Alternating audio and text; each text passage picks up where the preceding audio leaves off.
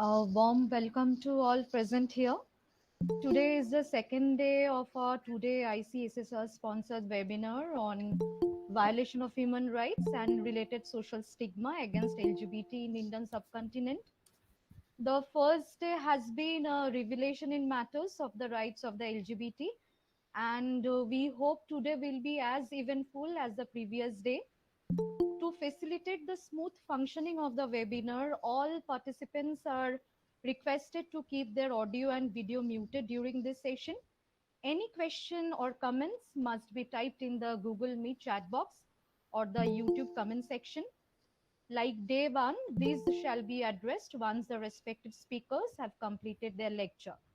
The entire question and answer segment will be conducted by Mrs. Anindita Ghosh. Without much further ado, we shall dive into the second plenary session, which shall begin with the special lecture by Dr. Pranab Kumar Mishra. Dr. P.K. Mishra has completed his MA, MPhil, PhD in Sociology from Nagpur University, Maharashtra.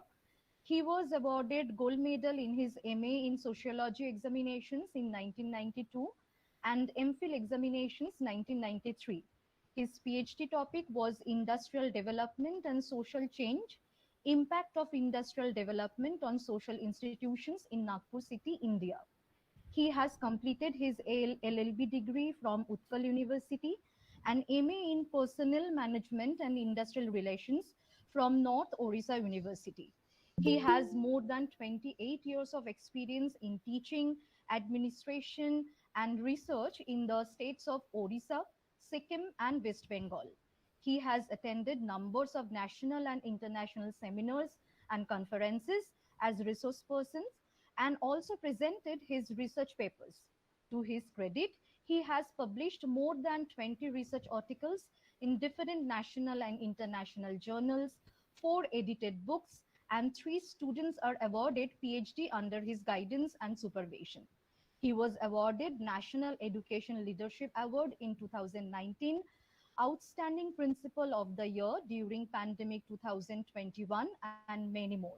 Dr. Mishra is now serving as Principal, Surya Sen Mahavidyalaya, Shiliguri.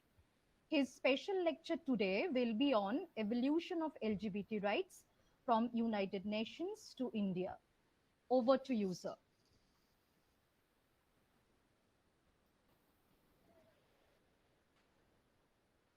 Sir, please. Thank you very much, Madam Moumita, and very good morning to the August gathering. Respected Principal Sir, Vidyasagar College, Kolkata, my ex-colleague Tuhin Sir, and his team, and all the academicians present here. First of all, thank you very much for inviting me and giving me a chance to be a resource person here at this 2 days ICSSR sponsored webinar on violation of human rights and related social stigma against LGBT in Indian subcontinent. And as Madam Moumita said, my topic is evolution of LGBT rights from United Nations to India. I don't have prepared any PPT for this, and just whatever the materials I have collected from different sources, just I will deliberate it, and if there is any question, then we may discuss it at the end of the program. First of all the delivered lectures is purely personal and for academic discussions only.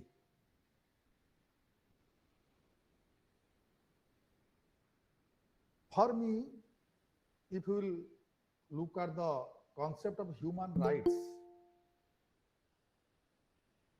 it is a debatable topic. it differs from society to society,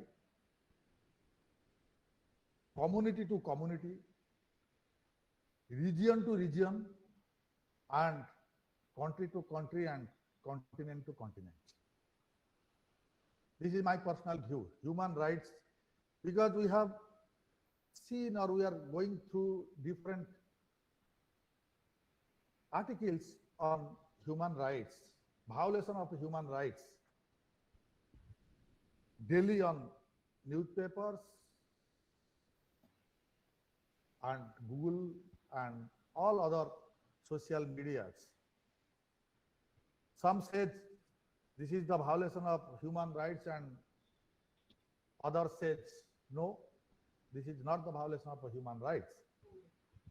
In some cases, the police personnel, if they kill somebody, the one party says this is the clearly violation of human rights, and the police personnel, the army, the other part, they said no, this is not the violation of a human right, this is for the personal safety and security of the society and community. So for me, the concept of human rights has no universal definition, though we all agree to accept some portion as human rights. And violation of these basic needs comes under the quotation of violation of human rights. If we will go to discuss the human rights of LGBT, as we all know, this LGBT concept was a new one or two decades old.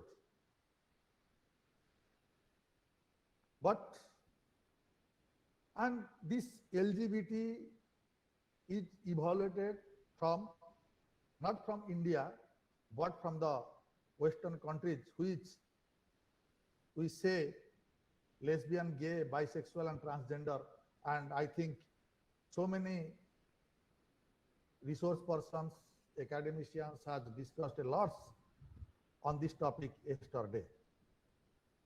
So if we'll talk about this human rights or violation of human rights, for the first time,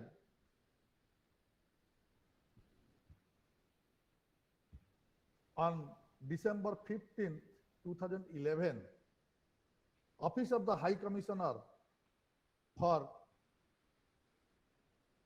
Human Rights, which was established in 1993, released its first report on the human rights of LGBT persons. For the first time, though United Nations, its charter says respect for human rights and for fundamental freedom for all without any distinction. The Article 2 of UN Charter says everyone is entitled to all the rights and freedom set forth in this declaration without distinction of any kind. This any kind, distinction of any kind includes LGBT. But this is the theoretical part. But in practice, everybody, we feel that there is a violation of human rights because of our so-called social reservations. And if we talk about particularly the Indian subcontinent or Indian society, as we all know, it is very much conservative.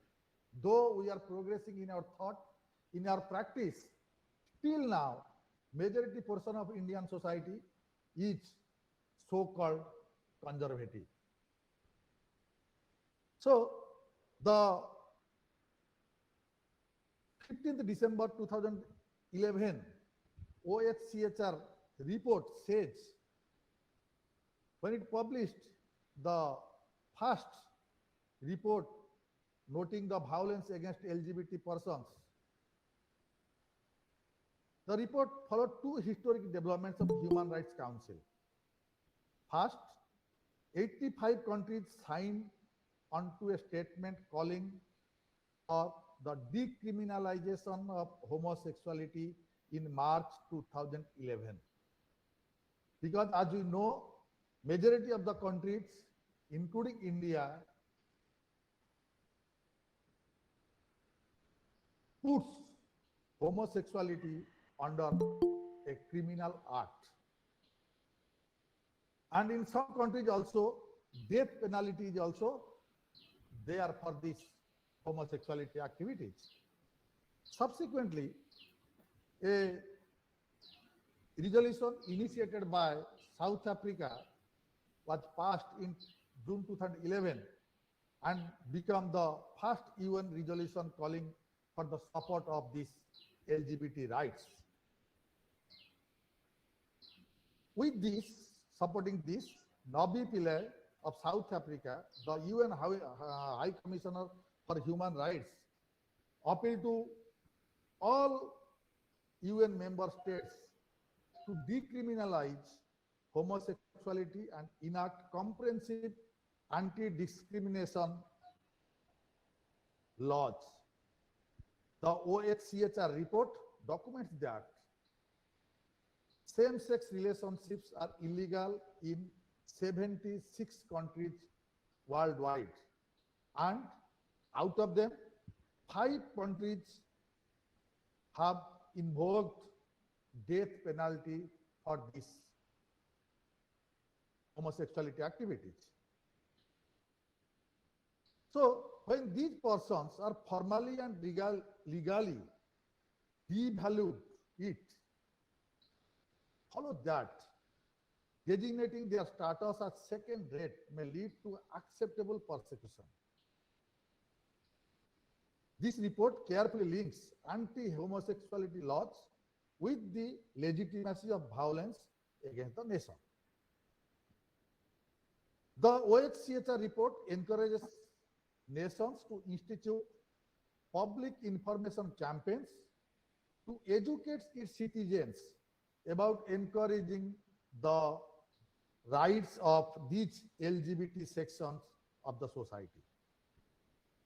Additionally, those sworn to protect individual rights, such as I have told, the police, the law enforcement departments, officers, should receive appropriate training and awareness in this particular subject. This report emphasizes the responsibility of whole community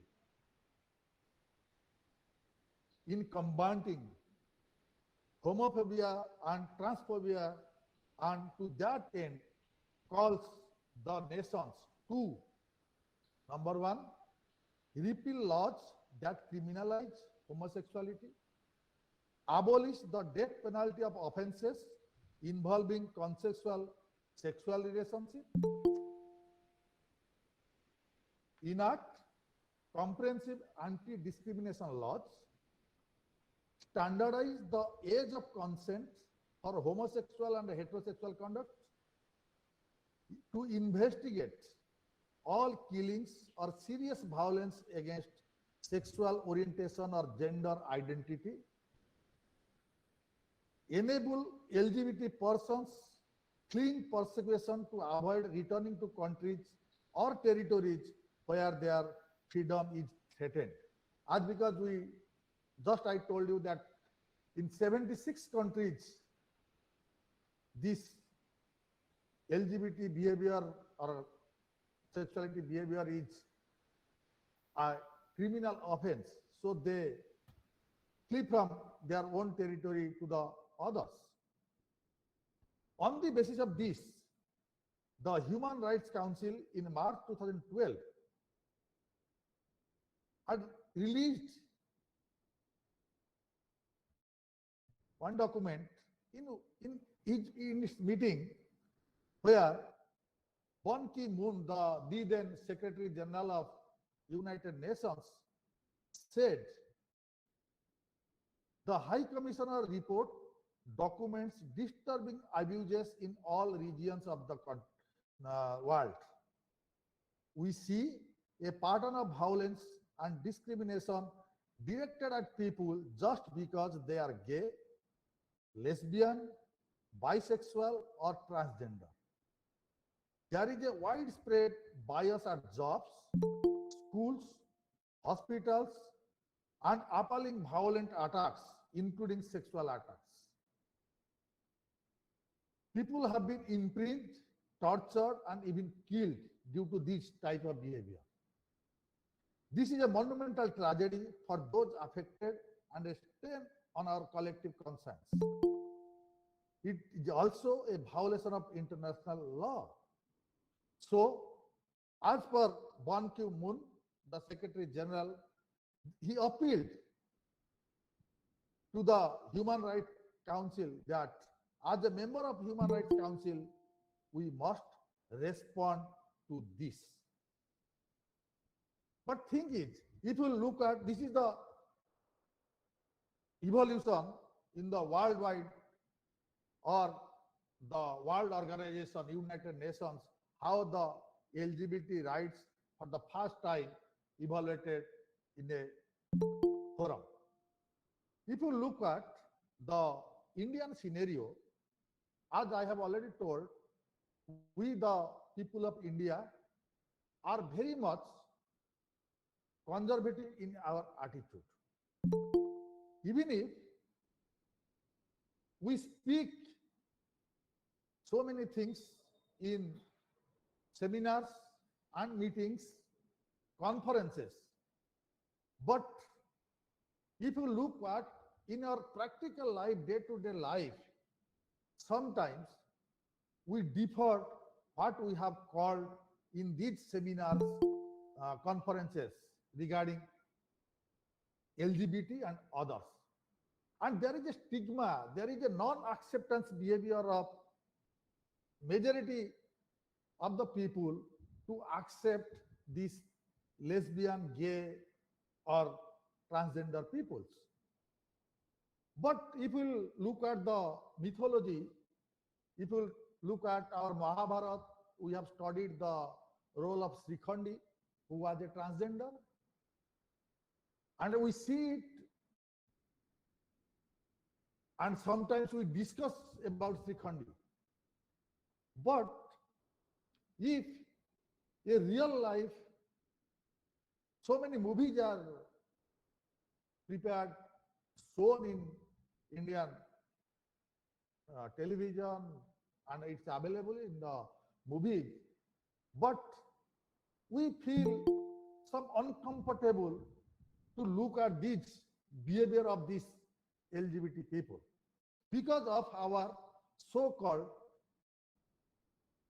conservative attitude. We do not accept this because we feel it is against the nature, against the law, against the practice of the society.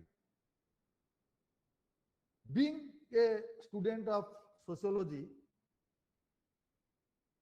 I feel, and also a student of law at some point of time, I feel the law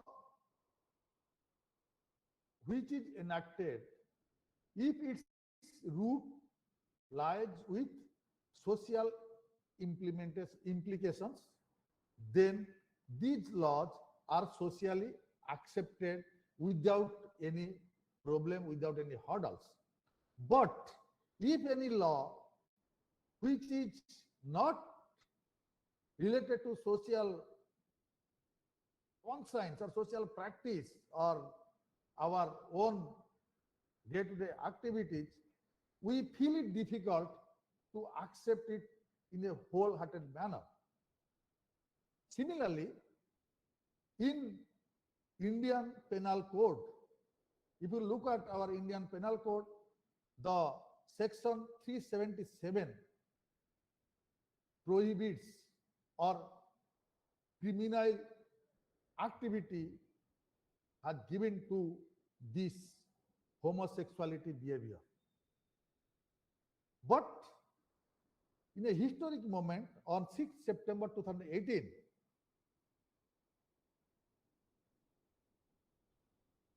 the court, Supreme Court of India, delivered its historical verdict for the LGBT plus community in partiality striking down section 377 of IPC, decriminalizing the homosexuality. This is the first time in 2018, 6 September 2018, that this decriminalization of homosexuality is partially struck down by our Honorable Supreme Court of India. And this was a jubilant moment for this LGBT community across the country. But as we know, as I have told, any law which has low social implications or low social value, if it is not related to social value, it has less social acceptance.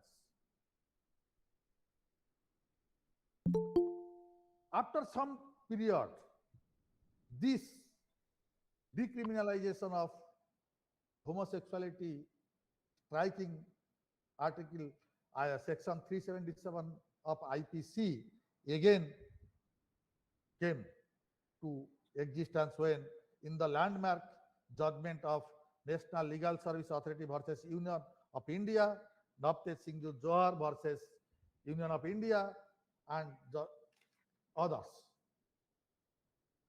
So, if you look at, essentially speaking, the same-sex couples nowadays, after these judgments, historical judgments, came to know or have some right, legal right, to cohabit and conduct their personal affairs without any fear of persecution, and are but still denied the equality of treatment in various aspects. For example, if you look at while traveling in trains, when we see these transgender peoples asking for money, we feel uncomfortable if our children are there and they are asking about them, why they are wearing saris and other and dressing like this. We feel uncomfortable. We are unable to discuss it openly, frankly, with our kids or small children, because till now we do not accept these. But due to these historical judgments, as we all know, one transgender was elected as mayor in one corporation in the state of Uttar Pradesh. It is imperative to take the conversation forward and talk about the various laws that continue to discriminate against the LGBT community. It includes anti-discriminatory laws such as no recognition of same-sex marriage, no rights for adoption, no rights for surrogacy, and others.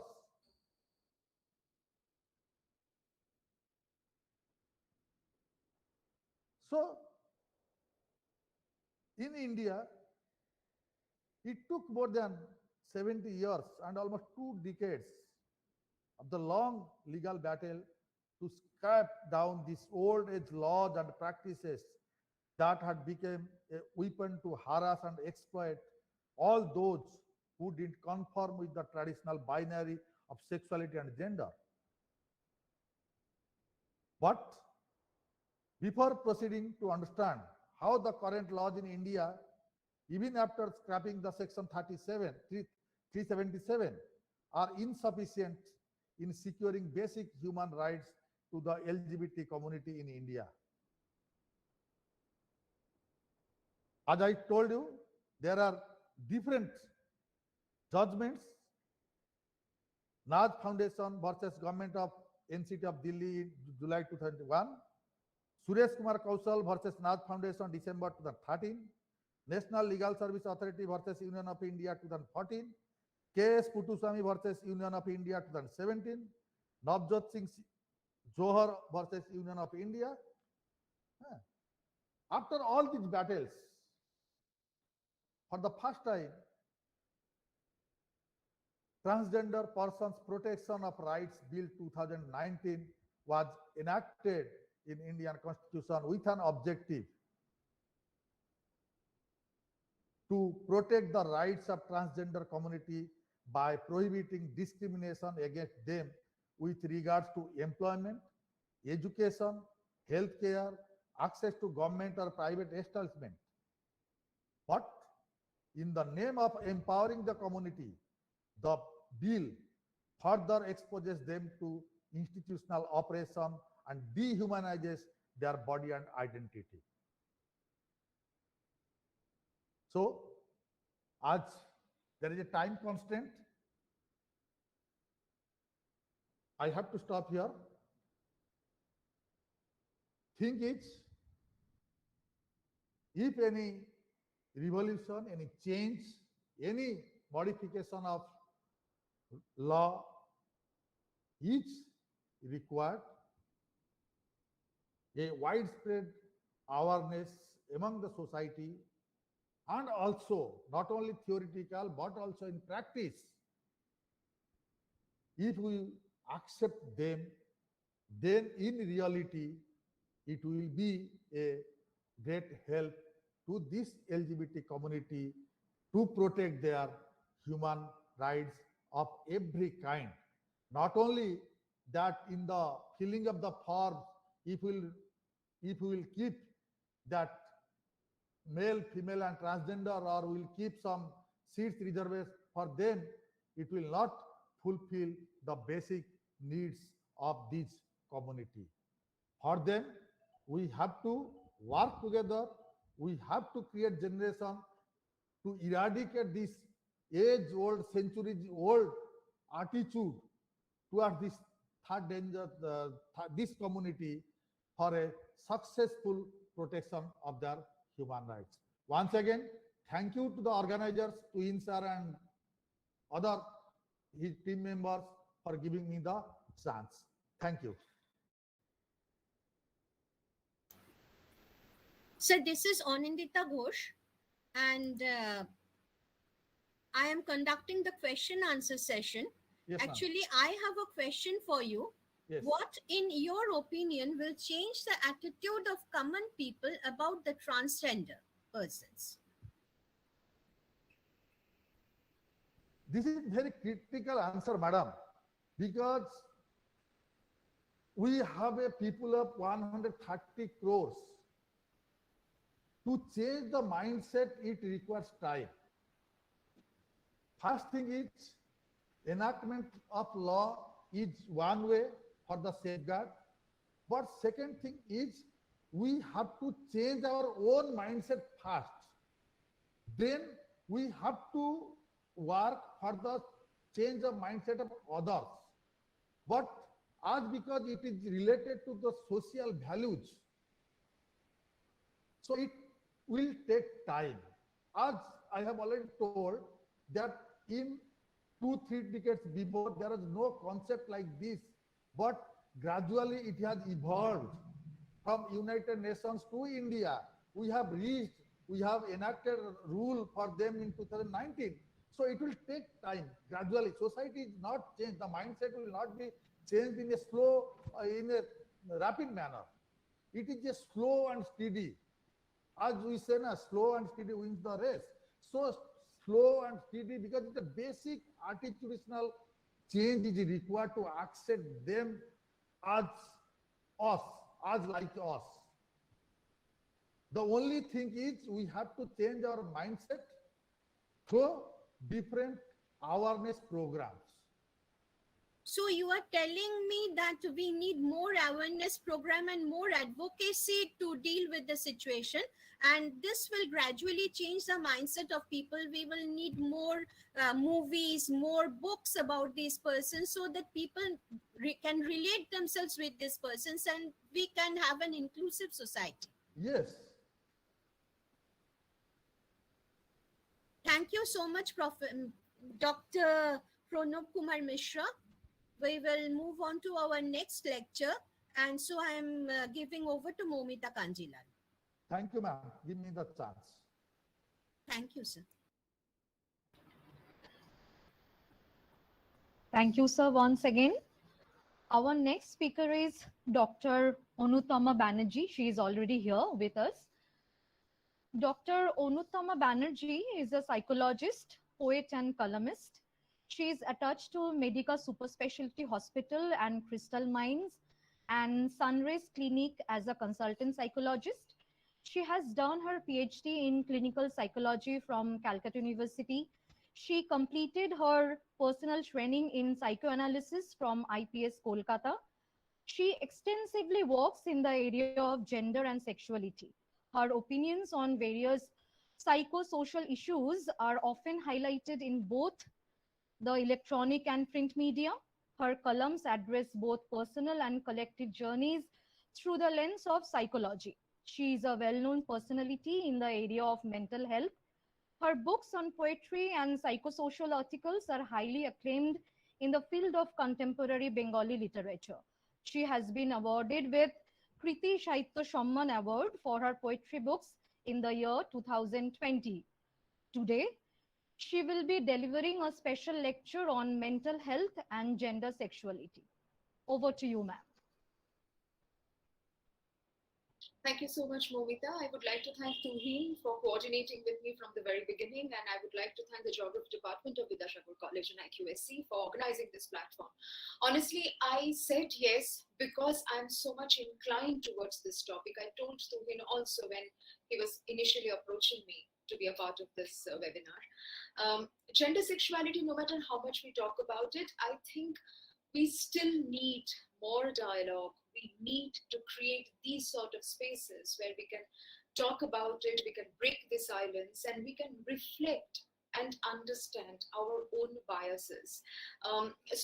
Okay, I was just listening to the last part of the lecture, and there was a question that how can we bring changes in our environment? Now, before I actually thought that this is something that we probably need to address also in my lecture. There could be some overlap because I'm not very sure what you have already covered by now. I would start with two very basic questions because I believe in experiential understanding of gender sexuality. You don't have to answer me.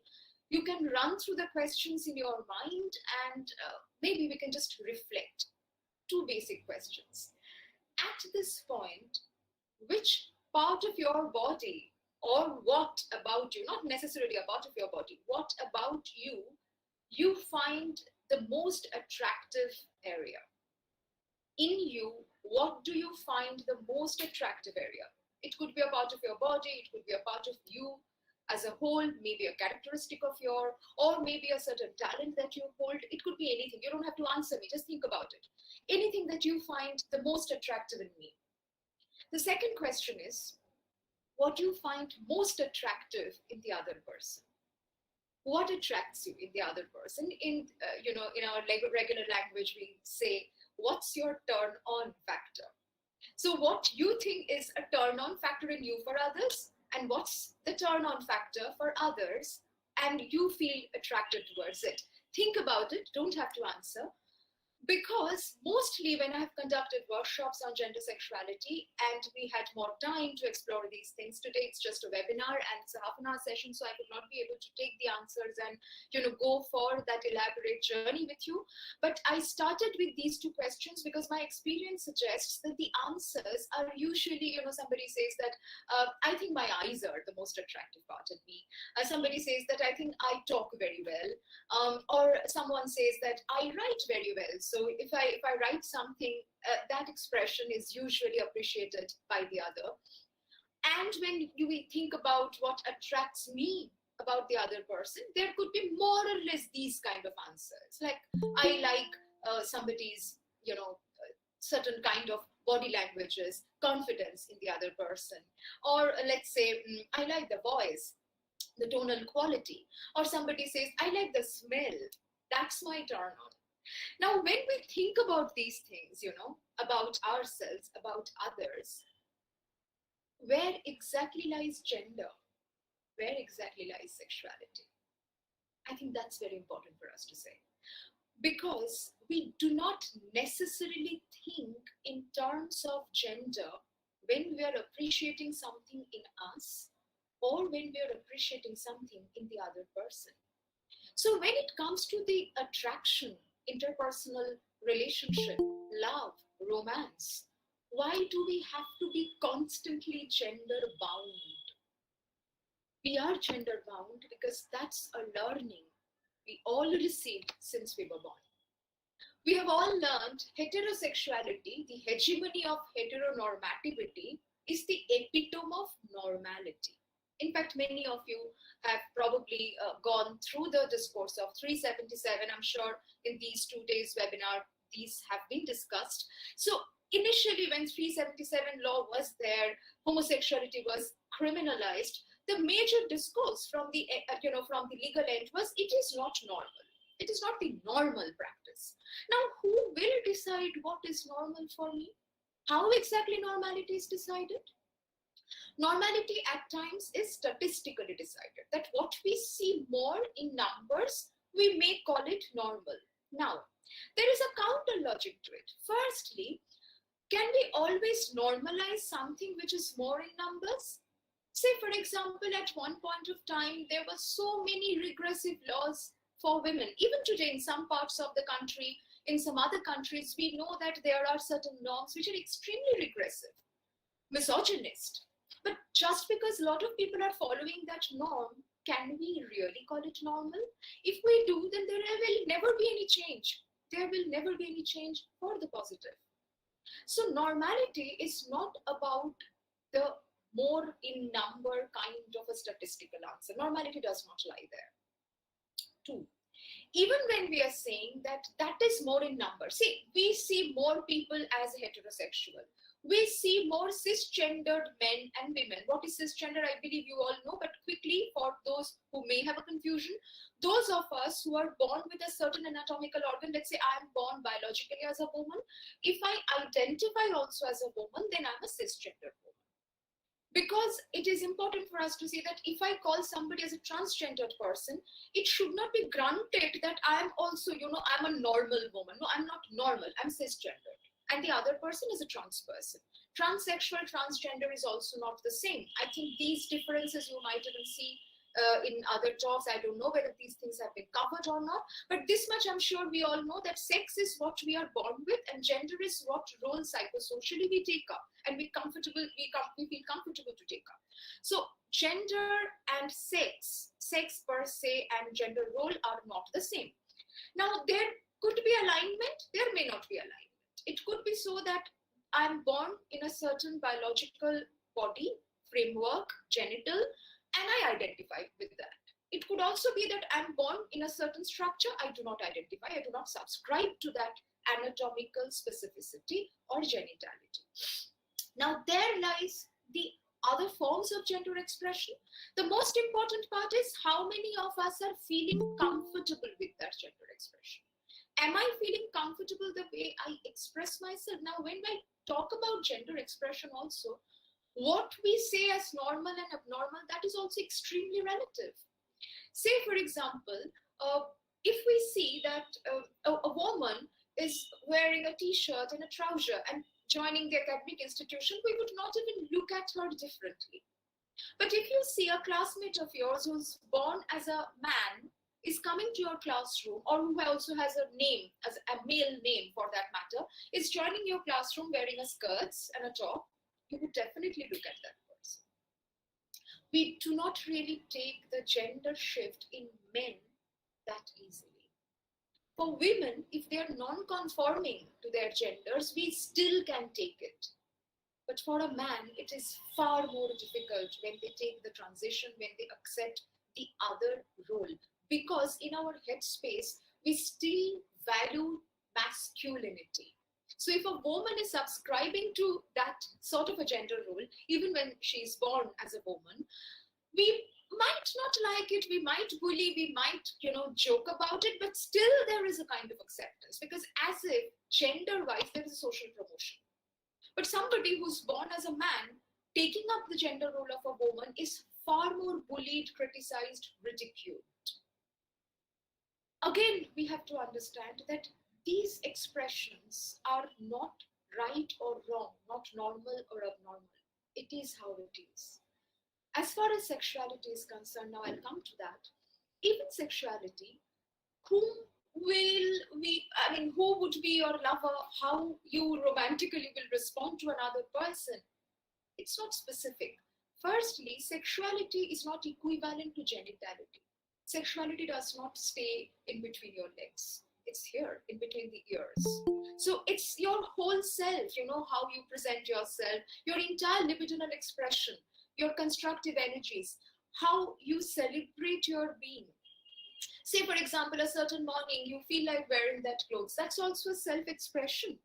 The way you dress up, the way you present yourself in certain surroundings. That's also a part of your comfortable gender sexuality expression. Similarly, when you fall in love, when you get attracted, I started with the question that what you like about the other person.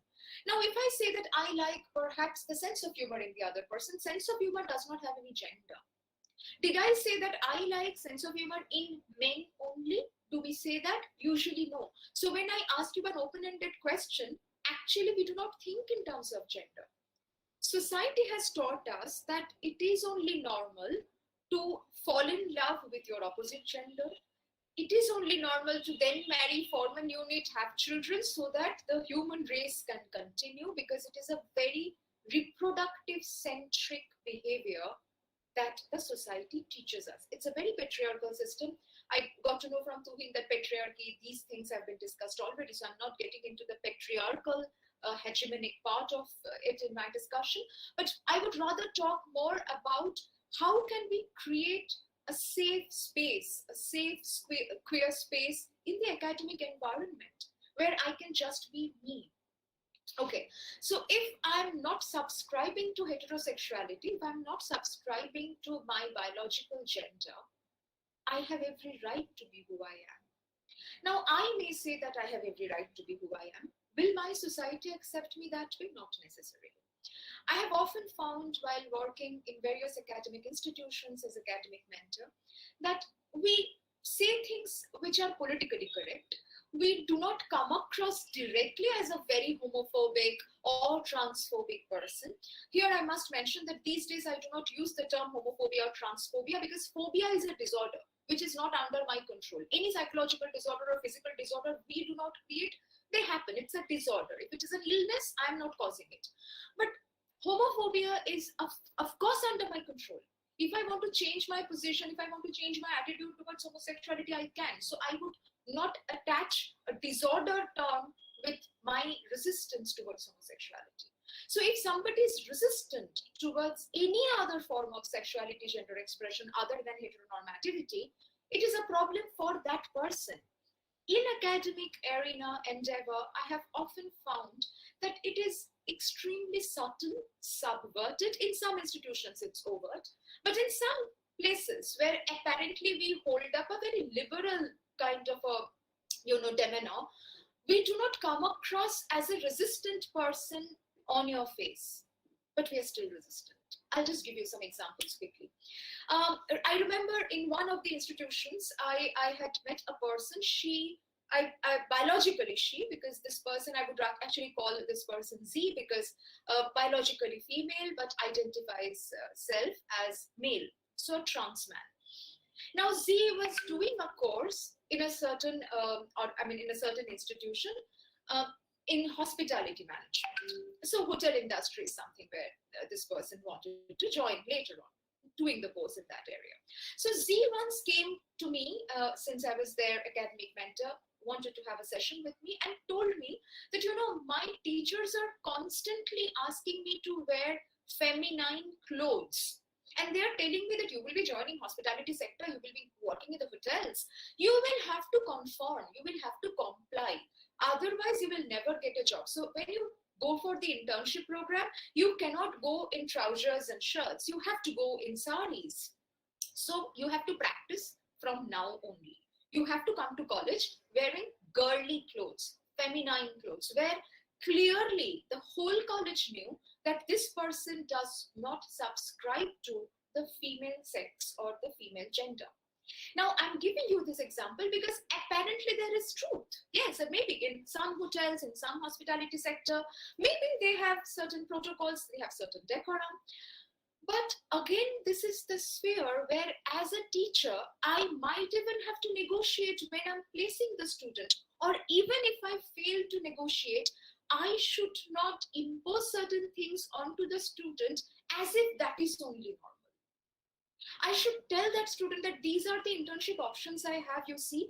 They have these protocols. I can understand that you feel extremely uncomfortable. So what do you want to do?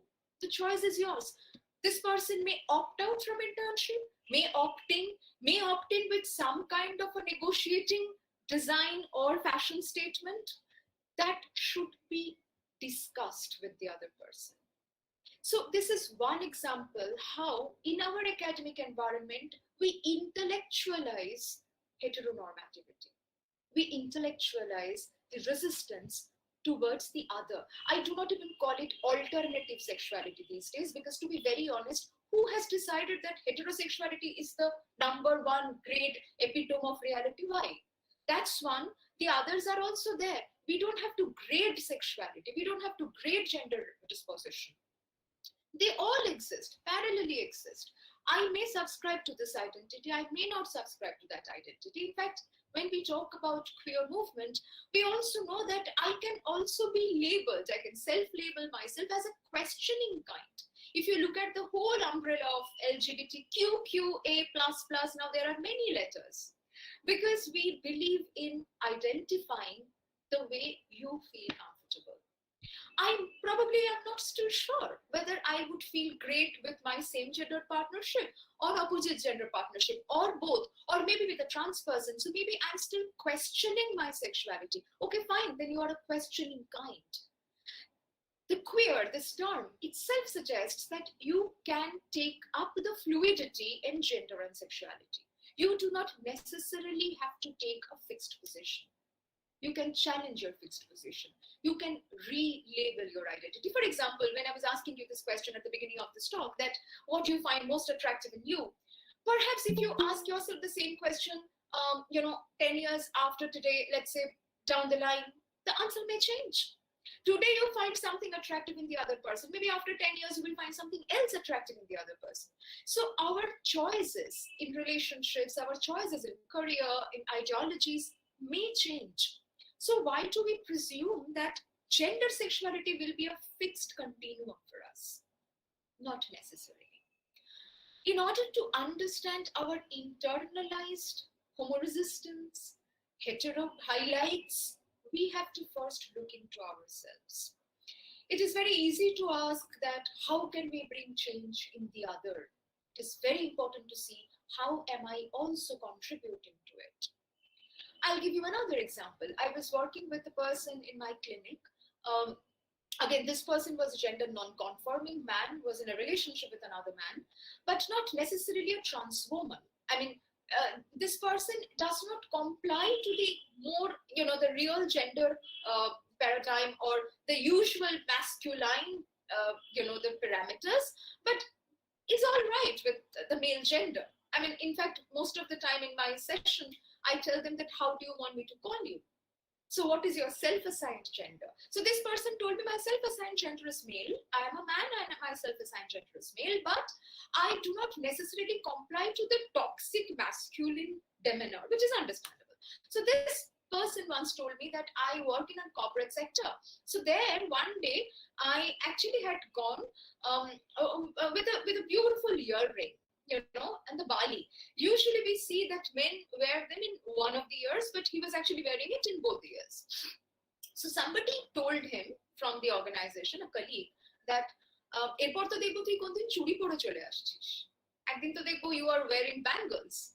So he said, সোনার তো অনেক দাম, তুই যদি কিনে this আমি নিশ্চয়ই পরে আসবো.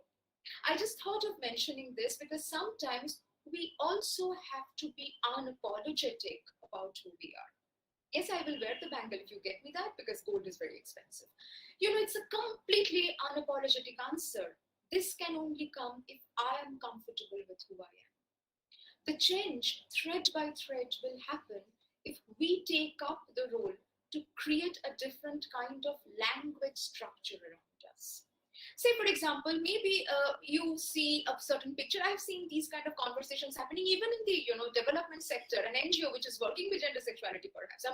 Let's say, I'll give you an example. I was holding a workshop on gender sexuality. During lunch, somebody is telling the other person, not the facilitator, but somebody working in the same NGO, that, my boyfriend is often called by another male colleague of his. I told my boyfriend that, tell him you're normal. You do not want to receive so many calls. What is this? My internalized homo-resistance. See, if I'm not liking somebody poking me, irrespective of gender, I can say that I'm not really interested in engaging in this conversation, or I'm busy, whatever. Why do I have to say normal or abnormal? Few days back, I was doing a show on bisexuality with the eminent activist Ratnaboli Ray. Some of you may be aware of this show, Onushange Ratnaboli, where we were holding a show on bisexuality. One person actually floated a question where, basically a parent, this person asked that, my child has confided in us that I'm bisexual. This person is 18-year-old, perhaps a male child. So since he has said that I'm bisexual, the parents are asking that he's already interacting with LGBT community people. Do you think that is why this is increasing? Should we ask him to meet with more straight people? Do you think that will help him? These are our preconceived notions about gender sexuality. Now see, we have grown up with heteronormative people. It is not a style statement to imitate. It is not a hairstyle that I like in others, so I take it up. It comes to me instinctively. It is not all about anatomy. It is also about psychosocially, psychobiologically, what I would find comforting to myself. My gender comfort, my sexuality comfort, and also that comfort may vary from time to time. This is where we have to be far more accepting towards people around us, towards our own selves, because I have also come across people self-questioning, self-doubting, that, ma'am, I have always loved my opposite gender. I've always had heterosexual relationships. Suddenly there is a girl in my class, I'm also a woman. I'm feeling strange equation between the two of us. Is that right? I have often heard this question. These days, we are politically more correct. We don't say, is this normal? We substitute that by saying, is this right? We are asking the same question. Now, it could also happen that you are in love with a man, you're a woman, and you fall in love with another man. Will you ask, is this right? You may think that, oh my God, is it a question of my sense of commitment? I don't see it that way, but some people may. Now, what is right? Something which is coming to you organically. Why do we have to keep the gender sexuality lens so intact in us that the moment there is something else happening, we will start questioning ourselves, the authenticity of ourselves? The society may speak a certain language even today. I have also seen mothers, unfortunately, like I had a gay friend, apparently her mother was one of them who actually participated in the signature campaign of 377 when initially, we were all resisting, protesting. So she was one of the mothers whose signature actually went. In fact, if you know that how this whole decriminalization process happened, so many mothers, they actually signed that I want my child to have a regular, happy life. I do not see my child as a criminal, even if he's gay. So this is one of that friend's mother, very aware, extremely, liberal. But every year on his birthday, jokingly or the other, she used to tell us, and she used to say that I'm worried, what if he remains alone? It's a different matter that he's married now with a guy. and he stays in a country where gay marriages are accepted, so he's happily settled. That's a different matter. Even if he wouldn't have married, that's a different matter altogether. What I'm trying to say is, in one hand, I'm being extremely LGBTQ inclusive, friendly. On the other hand, I'm saying that what if this person never gets partnership? So in order to have partnership, I'm asking my child to marry. These are all our internalized difficulties, prohibitions against expression of sexuality, against expression of gender expression. So we have to also understand that we take these things as certain reasons, sometimes excuses, we intellectualize it. Also in academic sphere, we do that. I have had occasions of teaching students who are gender non-conforming. I have often asked them in the classroom, how do you want me to call you? Maybe this person's name is, let's say, Anuttama, and that person wants me to call Z as Anuttam. So I would call that person as Anuttam. See, I have no authority to change the Calcutta University or Jadavpur University registration. That is not under my control. But at least in my classroom, I can make this person feel that you are accepted as you want to be called. Till you finish your entire journey, whether you will at all finish your entire journey of transition or not, up to you. But if you want to be called through the name of another gender, you are free to be called that way. Can we at least create that in our academic environment, or even in our peer group? Can we create that safe space? Because the more we do that, we actually make everyone feel included. The idea is to create a safe academic, safe environmental space, because most of the academic dropouts happen because they feel a constant struggle in their regular conventional academic environment. Most of the time I've seen that they don't feel like coming to college. It's terrible at the school level, I must say. In college level, in university level, we still have more awareness, but schools still need to pull up their socks. Also the children, also the peers. Sometimes we say that you're confused. You never know, maybe not confused. This is who this person is. So accept this person as they are. Accept yourself as you are. With that note, I would end my talk. So if there are questions, I would be happy to take them.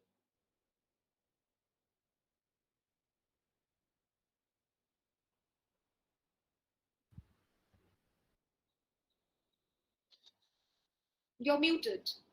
You're muted. Thank you for your engrossing lecture. We have some questions. One is from our student, Shravandi Pal. He's asking, ma'am, how a LGBT man can stable their mind and stable himself after rejection by their family forever? And how you will like to counsel him so that he can get back to his normal life? Okay, thank you so much, Anindita. Lovely question.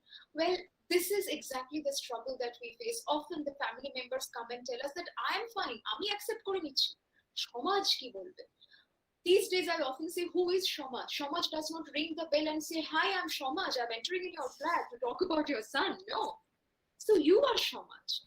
As a mother, as a father, as a guardian, start with yourself. So Shandi, yes, it's a huge struggle. Most of the times the family members, they come across as extremely resistant. I talked about one example where one parent, they were asking me that how to change bisexuality can be corrected. We still have questions in our clinics also that can I correct my child? There is nothing to correct because there is nothing wrong.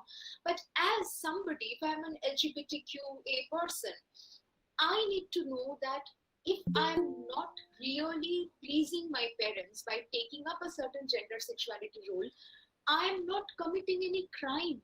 See, my idea was not to intentionally harm or hurt anybody around me. I'm just following my path. Now, I can tell my parents, I can explain it to them. But even after that, Shandeep, if they're upset with me, I can just say that, Ma, I feel very sorry that you don't accept me. I feel bad that you're feeling upset, but I am not apologizing for who I am. It's very important to say that I could be sorry for you, but I'm not sorry for who I am. And I have to resume my life. I have to go on with my own life choices, my own gender sexuality choices, Shandeep, one day when your family members, they also see that this person is, irrespective of resistance, living a regular life. I won't even call it a normal life because I do not know what actually is fully normal, but regular life. You are, and I call regular life when you can make your own choices. Shadhikar, you have self-determinism. Career-wise, ideology-wise, relationship-wise, you can practice what you believe in. If you are following your own path of truth, Shandeep, people may not be always pleased with you, but ask yourself one simple question, my dear. If you have 10 people in front of you, can you make all of them happy at one go? Never. 10 of them will have 10 different kinds of needs. It is not only for gender sexuality, it is true for all of us in any spheres of life. So I have to ask myself that what would actually be my call? I can follow that. I can try to help you understand that. But if you still resist, I would feel upset. But I should not give up on my realities, my truths. Thank you so much. I have a question from Tuhin also. Madam, what about the sexual hierarchies, which is pre-existing in our society? Yes, Tuhin, thank you so much for asking this question. I think this is only the heteronormatic hegemony that we were talking about, and this is mostly prevalent for a certain reproductive construct and system. Because if we accept the fact that it is okay to fall in love across the genders in any forms, then automatically the patriarchal system that is being followed will be questioned. And the heteronormative hegemony, it tries to create unidimensional linear narrative.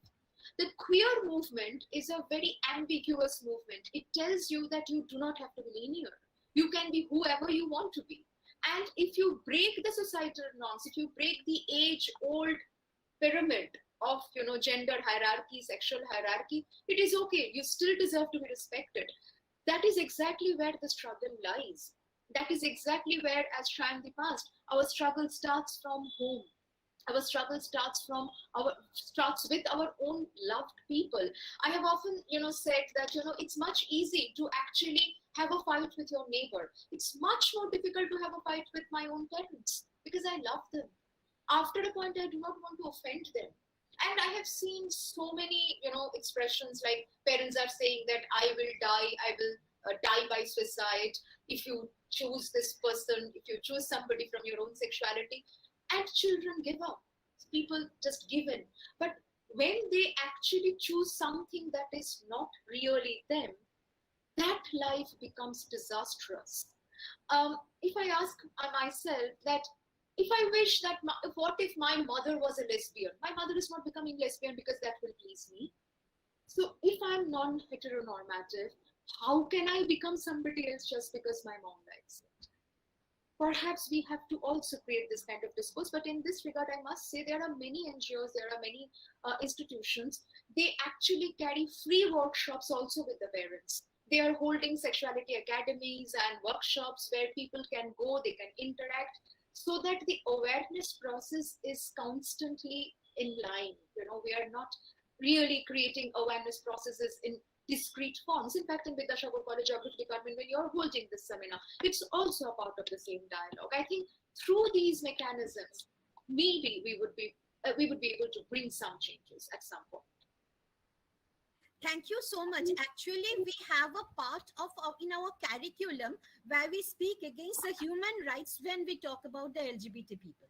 So it is in the MSc curriculum itself. So I have one question from Shohini Niyogi. Yeah. It is, in the present society, the discrimination exists at the roots of the minds of the parents. How do we train the father and the mother to think accordingly and create a safe space thereafter? Actually, this is something that I've already answered, Shohini. I think, as I said, that we probably have to ask the parents, in fact, when they come to us in therapy, we first ask them that, okay, what is your anxiety? Why are we resisting the gender sexuality expression in your child? As a psychologist, I can tell you that it is not abnormal. Earlier, we used to call it gender identity disorder. Even that's been shifted. Now we call it gender dysphoria. In the sense, if I'm a woman but I'm not feeling comfortable in my biological sex organs, I am dysphoric about my womanhood and I have the right to take up the manhood. I can go through the sex reassignment surgery, even if I do not want to be a transsexual person, even if I don't go through the entire SRS process, at least I can operate as a transgendered person. In the sense, my body will remain intact. I will not take hormone medicines or I would not go through any surgical changes, but I would dress up, I would operate like a man. I have the right to do it. Now, when the parents say that, why is this person doing it? I'm very worried about my child. We first try to identify what are the worries. Let's say, what will society say? As I just said, that society is not something, society is abstract, we represent the societies. We are the concrete representations of society. So start with yourself. You be accepting. Okay, what if my relatives ask me that, তোর মেয়ে কেন বিয়ে করছে না? Tell your relative that it is up to her. বড় করে দিয়েছি, পড়াশোনা করেছে, but বিয়ে করবে কি করবে না ও বুঝে নেবে. In any case, one more thing I must say in this regard, when we often say যে ওরা জিজ্ঞেস করছিল, this person was asking about you, society or people or neighbor or relatives, they ask a lot of questions just for the sake of asking. They're least bothered about our lives. They will ask you, Kire, what are you doing? They will ask you, they will immediately forget. They're not involved with us. So finally, at the end of the day, when you come back home, you need to be happy with your own reflection, with your own choices, with your own life. Parents will also eventually understand when they see that my child is happily productive, doing the work, also in a relationship. I have often told parents that, okay, what if ও সারা জীবন যদি একা থাকে? How do you know যে একটা ছেলেকে বা মেয়েকে বিয়ে করলে, অপোজিট জেন্ডারে বিয়ে করলে ভবিষ্যতে একা থাকবে না? ধরা যাক অন্যজন ওর সঙ্গে থাকবে কিনা, you never know. There could be a divorce, there could be a death, there could be so many things. How can you ensure that this person's togetherness will be intact just because somebody is following the heteronormative life? So Shohini, when we are creating that dialogue with the parents, let us understand their major concerns, their primary concerns. Their primary concerns come from a certain learning. What in fact Tuhin was also mentioning, the sexual hierarchy learning, the pyramid learning. We have to break that. We have to make them unlearn their patterns. Of course, there will be discomfort, but gradually they will understand that something that I'm not understanding fully, I don't have to resist that. I often tell those parents, that you don't have to understand it fully, but can you just stay next to your child? Can you just be patient with this person's choices? Start with that. Thank you. We have another question. And it's also, it's my question also, because I have a relative who is suffering from the same thing. Is there any influence of surrounding environment on the development of body sexuality? Because you see, sometimes you shun a girl child and say that me hoyeche dakho. So is that had something to do with the development of homosexuality or the sexual behavior of a girl child? Yeah, absolutely. See, any form of gender expression, any form of expression of sexuality, it is connected to our own trajectory, our own history, the way we are brought up, the way I have been exposed to certain cultures, certain surroundings, certain contexts. They are constantly interplaying with the person that I am. But here I would say something very important. That is not the only factor. For example, we are mostly growing up in a very heteronormative environment. Even after that, when somebody chooses the non-heteronormative lifestyles, it is because it instinctively, organically comes to this person. This person feels comfortable that way. For example, in the classical form of psychoanalysis, we had learned, the typical Freudian psychoanalysis, we have learned that the girl child will be attracted towards the father, the male child will be attracted towards the mother. But later, Freud was massively criticized by feminist theorists and other theorists, where Nancy Chaudhuri and others came up, and they said that what if heterosexuality is a compromised formation, because most of the time we have such strong heterosexual narratives around us. Or let's say a feminine expression, how you want to dress up, how you want to express yourself, it's also a learned behavior. As Anindita, you were also saying that a girl child is supposed to behave this way, a boy child is supposed to behave that way. Gender learning is mostly environmental. But what we have to understand is, if I'm not feeling comfortable with these environmental cues, if I'm in constant conflict with it, I should listen to what comes to me naturally. Maybe I have grown up seeing Dilwale Dulhaniya Le Jayenge, but I can create a Dulhaniya Dulhaniya Le Jayenge for myself if I have that call with it. So this is where we have to keep negotiating with our popular culture and our environment. Thank you so much for the attractive and engrossing lecture. So next we will move on to our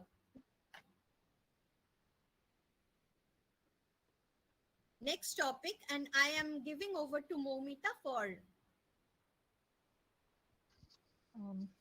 Thank you, ma'am, once again. Now I request Mr. Ujwal Saha to introduce our next speaker, Dr. Sheshadri Shekhar Chatterjee. Thank you, Moumita. It's my great pleasure to introduce Dr. Chatterjee. He is an assistant professor and a consultant psychiatrist. He is currently an assistant professor in West Bengal University of Health Sciences. He has done his MBA from NRS Medical College, MD from SSKM Hospital, DNB from NB Delhi, and PDF from highly prestigious Institute of Finance, Bangalore. His main focus is organic and neuropsychiatry, but beyond that, he plays a very active role in LGBT community issues and breaking the social stigma and other psychosocial barriers. He has 55 PubMed Index publications, 530 citations, and also his work has been quoted in award-winning science writer, MIT fellow, Dr. Anindita Gosh's book, The Man Who Wasn't There. He has been awarded with COVID Warrior Samman by Protect the Warrior organization for his effort during these COVID-19 days. Dr. Chatterjee is going to enlighten us today on barriers of medical services utilization by LGBT communities. Over to you, sir. Yeah, thank you. Thank you for kind words, and thank you, Mr. Tuhin, to ask me to discuss on this topic. So what I think that this talk, and before me Uttam gave a very insightful lecture and two-way discussion before me. So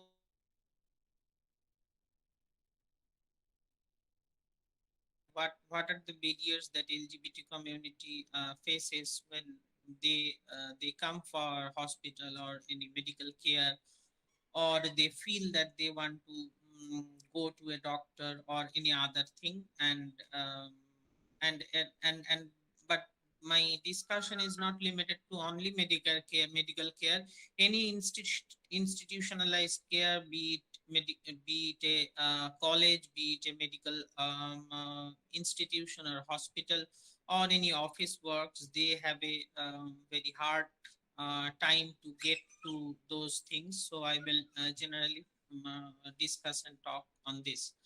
So to start with this, I want to give 2 or 3 case vignette, 2 or 3 patient or people who came to my clinic and shared their situation and how they go to, and then on the lens some gender dysphoria and other thing, and that time she faced enormous stigmatized behavior from all over the society.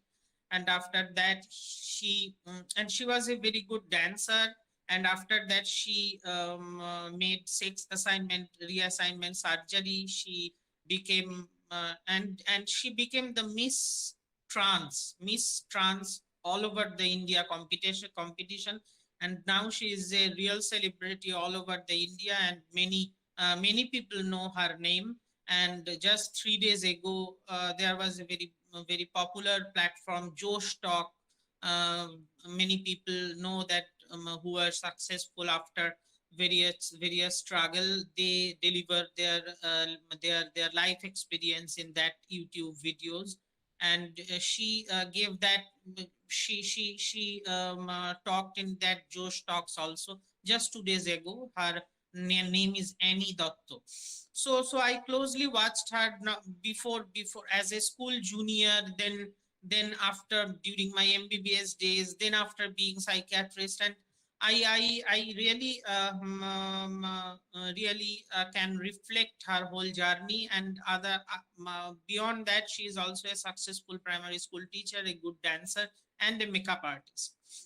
So my second case is one of my colleague, one of my junior. This time that is the problem. Say for example, I will not further give details in her identity and all, but he is my junior, but he has a he successfully passed his MBBS, and that time he came to me and told that I don't feel attraction toward female colleagues, and I am more comfortable with boys, and what to do, Dada. And after that, whenever I see any other patient, other people coming to my clinic, I always give them his example. So he has no anxiety. What happens is, what I told, that itself attraction towards the not feeling of feeling attracted toward the opposite gender is not an abnormality. But all these social structures and the social norms and weaving pattern, when we face this situation, there are a lot of stigma around it. What are the stigma? It can be classified as institutionalized stigma, like from religious authority, from offices, from government, from country, or it is an internalized social stigma, and then it is internalized stigma. Then I am attracted to boys, so what can I do? I'm a devalued person. So this comes an internalized stigma. And whenever you you are taking a hard decision, it may be that your parents want you to pursue engineering, and you want to pursue arts and any Bengali or history, or it may be like you want to go to want to go for a solo trip, or you and all these hard decision comes with it external pressure, and so as the this LGBT community and LGBT issues as well. So it is all, when you are driving your boat against the tide, you have to face more difficult situation rather than the other person who are going with the flow. So that is not fair. But I told them that life is not fair as well. So you have to face them, and you have to overcome them. And that junior, and he very successfully passed his post-graduation, and he is a very successful practitioner also, not in Kolkata, outside Kolkata. So, and he's attracted to same gender, and he is a boy. And then the third person is my active patient, and it is little not very much clear like LGBT, but she is a 30-year-old female, and she has a big business of her father. He is a single child of her father. The main thing is that she is very comfortable with everything. She is a IT professional now. She has that father's business to take care of. She is of 30 years of age. She is a very good, and she even reads romantic novels and everything. But what she tells that, I don't feel anything towards anyone. So this is an ideal case of asexuality, and she is not she is not bothered about it. She says that I'm so comfortable with other things in my life. I have many male friends, I have many female friends, but I don't want to marry. But her father and her parents are very concerned, and what will she do, and ask me that you can only change her attitude. So this is the third case, Vignati. So, and there are many. That's the third thing is a man who are a transgender man, and he opted for a internal designer course, and he is very successful in that. But again, that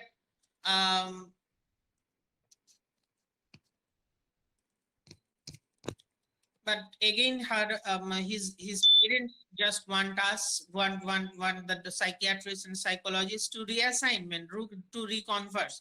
So all these four case vignet, we can see that the problem is not about their attitude. The 4% is very much successful in what they are doing, but they have a different choice, and that comes when other people surrounding them are very much concerned about them, and they take a very regressive role in his or her life. The problem lies in that. So that has to be changed. And the stigma, the stigma being judgmental to other person is not limited to this LGBTQ thing. I always tell these things, that be it a religious proponent, be it a political ideology, first thing is that whatever may the political ideology, one has to deliver that ideology in practical life, and for that person should learn to decrease his inner negative thing. And if you are not a good human being, you may be a right-wing person, you may be a liberal supporter, be it anything. But firstly, if you are not a good human being, whatever may the political ideology, whatever may be the religious ideology, whatever may the gender biasness, the practical result will be wrong. So I many time people come, and I told that in our generation and in the millennial, I mean that who are in 30s and who are in college, we see ourselves as a very cool, very progressive, very liberal generation than our past generation, who was in their 40s, 50s, and 60s. We tell this to ourselves, but on the contrary, I always see that our kaku, kakima, jethu, jethima, even dida, thakuma, they were more cool, more progressive, less judgmental than our generation. And why the main thing is that I just want to divide this into broad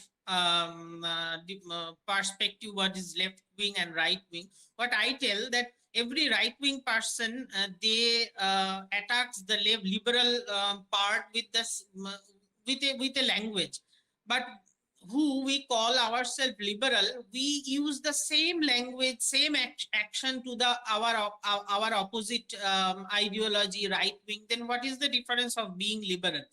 So I'm giving this example all because that homophobia is not a one isolated subject, but it caters in all our personal personality and traits. So this homophobia section, there are some very practical issues. One patient, and there are various studies has done. One is 5 years ago, a Nature studies told that almost 95% LGBT and transgender people tell that they don't want to, they never went to hospital, they don't want to go to hospital before because of this extreme discrimination, and they will go only if in extreme emergency. And I have seen, you also have seen in newspaper probably, that many times one patient came, and then in the in the medical authority went to a fix that in which ward he will get he or she will get admitted. It is a male ward or female ward. So there are many transgender friendly outdoor clinic ward are going on in being created in Western world, in USA and other European country, but we have to take the same path. Another thing is that there are some minority stress happens, like these are the social stigma and people are into it. So there are many things like mental health, depression, anxiety, cervical cancer, hypertension, diabetes. These all are very common and more common in LGBTQ community, not because of their gender role, but because of the minority stress, but because of the more stress they faces in their life. So we have to aware about this, that the transgender people also need the same medical care and medical medical operation and procedure like the normal person, and we have to and the UN declaration is not enough, and we have to take a special agenda and initiative to make transgender friendly clinic in all over the hospital. And another thing is that we all tell that stigma never ends. In Thailand, like we all know that that epilepsy is very much common in many our relatives, and but previously epilepsy has a tremendous stigma. 200 years ago, there are the chain, the many people who are not normal was chained like Terenam, like chained in the religious institution. Do you know that what are the main patient they are constitute that who are chained? They were not mentally abnormal people, but they were mostly they are the patient was in epileptic people, and they all tell that this is the devil came in their mind when they were having a fit or epilepsy or a seizure. In Thailand, there is a severe cultural stigma around seizure and epilepsy, like that in a complex, in a marriage, if someone has epilepsy, they will isolated him like anything. But in our country, it is not. Like 30 years ago, we have severe stigma against HIV and AIDS. Like what if in a bus one HIV and AIDS people sits, the whole bus will become empty. So but after 20 years of long and very detailed that anti-stigma campaign, HIV stigma is not like 20 years before. So these talks, this two-way discussion, awareness of that situation is very much important at the first step for decreasing the stigma towards the LGBT community. And another thing that whenever you feel that there are many stress factor happens, like if you are running a sedentary lifestyle, if you eat more and more junk food, you will have diabetes. But once you have diabetes, then that is a disease. You have to take medicines. But after decreasing your sugar, you have to take lifestyle modification as well. So the same thing comes in psychiatry as well.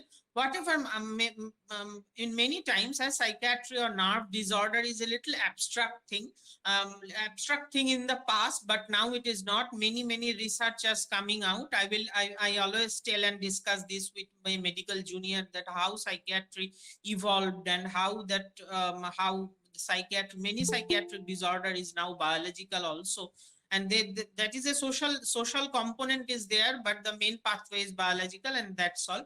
So, but whenever you, other than many other externalized stress, when you feel depressed, when you feel anxious, when you feel other thing, then that is a problem. You have to accept it. You have to go to a specialist. It may be pharmacological or non-pharmacological, and after that you try to decrease the other reason before it. But when you have accident, don't discuss that why I made the accident. First you have to operate the fracture, and after you go back to your home, then you start physical exercise, and then you start discussing that I have to drive more cautiously, I have to take helmet and other precaution and all.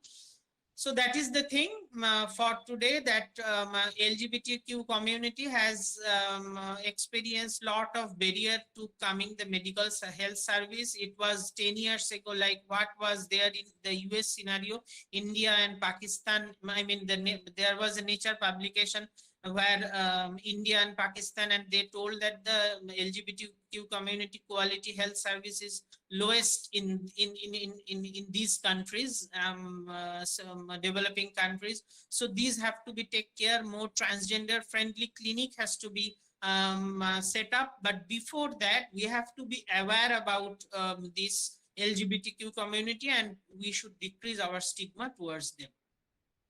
Thank you.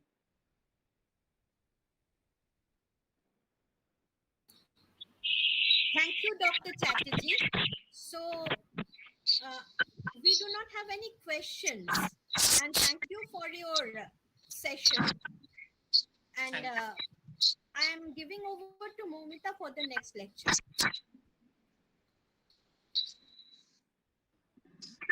Thank you, sir. Once again. This session will be conducted by Debolina. Thank you, ma'am. Thank you, sir. Once again. Now we shall move on to the next segment, which is the special lecture of Dr. Kiran Bharanavar. Dr. Kiran Bharanavar is an urban, social, and cultural geographer based in the Department of Geography, Delhi School of Economics, University of Delhi. He received his PhD from the National University of Singapore. Dr. Bharanavar's research interests include sexuality, queer geography, alcohol and drinking, smoking. So when we look into these, there are violations that happen to sets of rights that are given or actually assured to them for a dignified life. That doesn't happen. And why and where do we need to actually look at is just not to listen about their problems or highlight their problems, but also somewhere else. The problem lies somewhere else. And therefore, we need to understand first the making up of places, the making up of spaces, and then look further. What can we do about it, right? So what does it mean what does it mean to understand human rights through a place? For that, we need to understand in the very first place is what goes into making of spaces and places. What are these spaces and places that we are talking about? And when we talk about localizing human rights practice, where does this come and interact with us, right? And in what ways are people violated within a given spatial context, because people live in spaces and the violations happen in certain situation, a certain context, and each one could be very that in itself. You have rural, you have context, distinct type places and type of norm, and yet people see yet we have of violations a place based analysis people can represent places that go through with our life, our own homes where we live, residential space, spaces,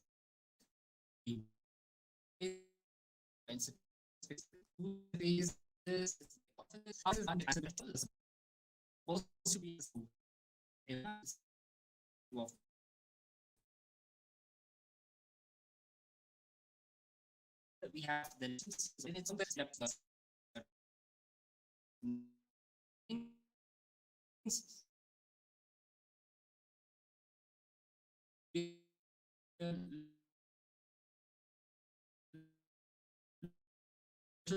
or entail example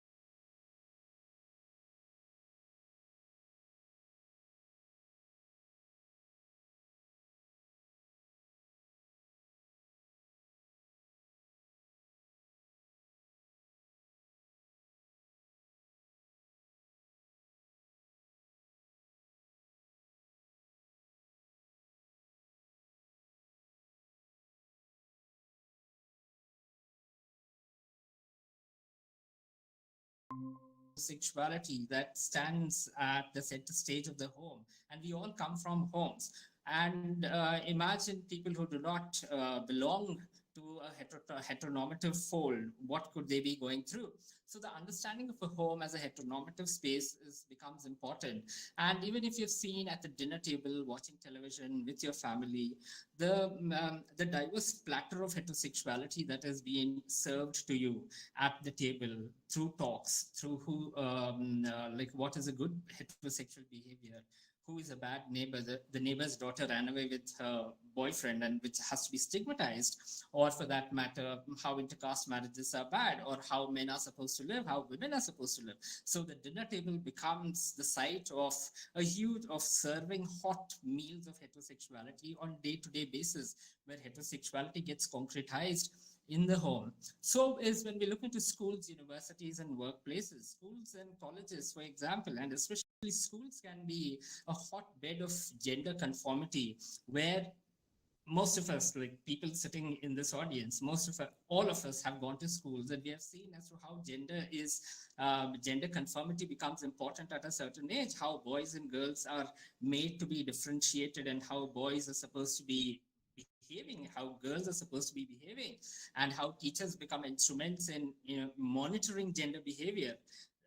If a boy does something, he's made to sit with girls and is shamed there, right? So when we are talking about gender behaviors in schools, or for example in universities, very recently we had a farewell party for our senior class, means for our MA final year class, and they had it was an online one, and they had an Instagram profile that was made where students could confess. Now, what do you expect a master's level students who get a master in geography would confess? Most of them were confessing about their desire for like the opposite sex. I like you, I like you. And I was like, wow, how heterosexuality gets privileged in certain space, which is possibly you could have put the space for a diverse use, but it uses that space, occupies that space, and renders everybody else invisible there, right? Through these confessions about heterosexual desire. So universities with young people come in, every time there is a certain type of privilege of going and telling the opposite sex that we like each other, but there is a lot of invisibility. Like I'm yet to see a transgender student in my class, even though Delhi University, it has been since 2014, it has been open to transgender students. Like that invisibilization of in universities, in schools, through various modes, either socially through students, teachers, or institutionally, is very important to be acknowledged here, that it becomes a certain type of a heterosexual space. So our workplaces, where people ask you for the first question is, when are you getting married? Should we put you in touch with somebody who's not in within its territory? Are many a times, if you see, LGBTs are largely absent.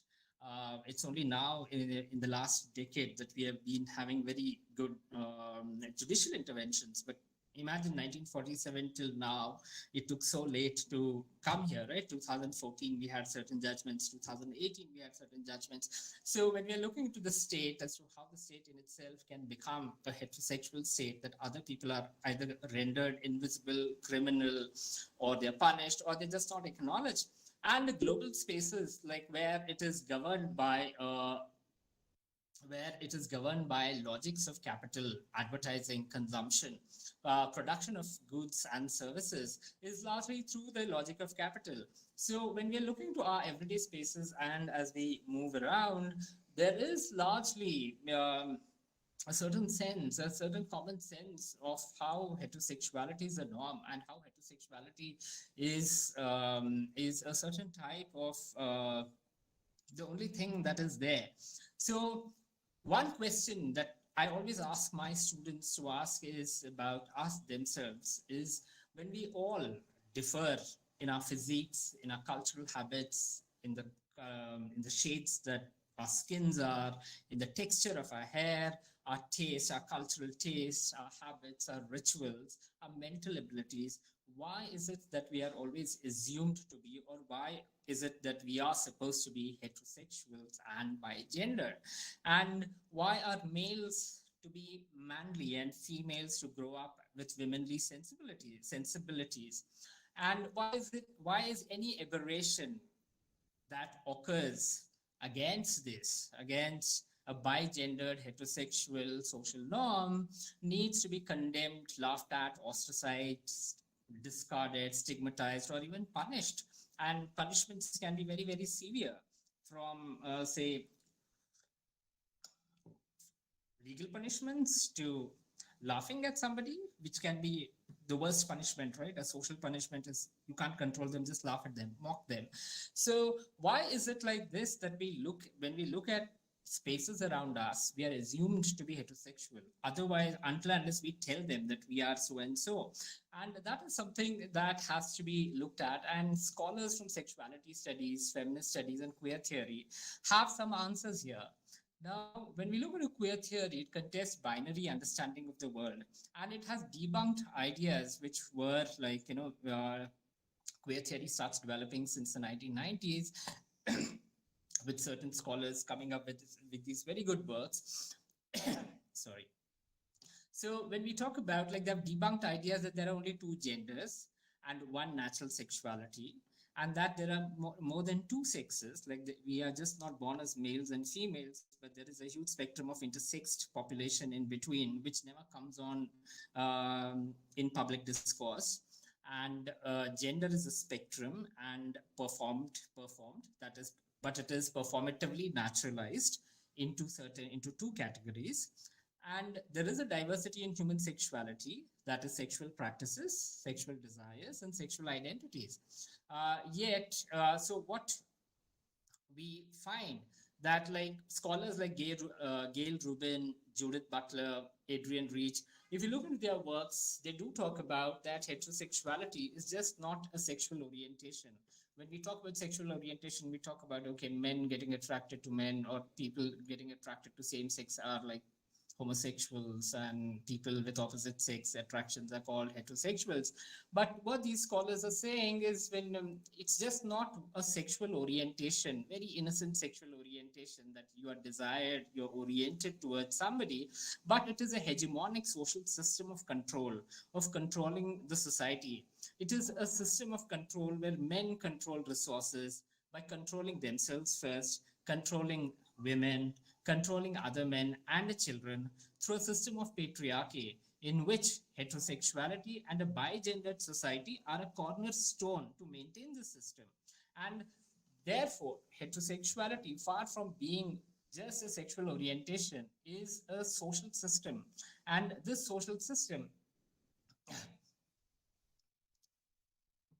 and the problem arises when heterosexuality becomes a norm, a system of control, and punishes everybody else who lie outside it. So when we talk about gay men, lesbians, homosexuals, transgender, and even singles, we largely push them outside.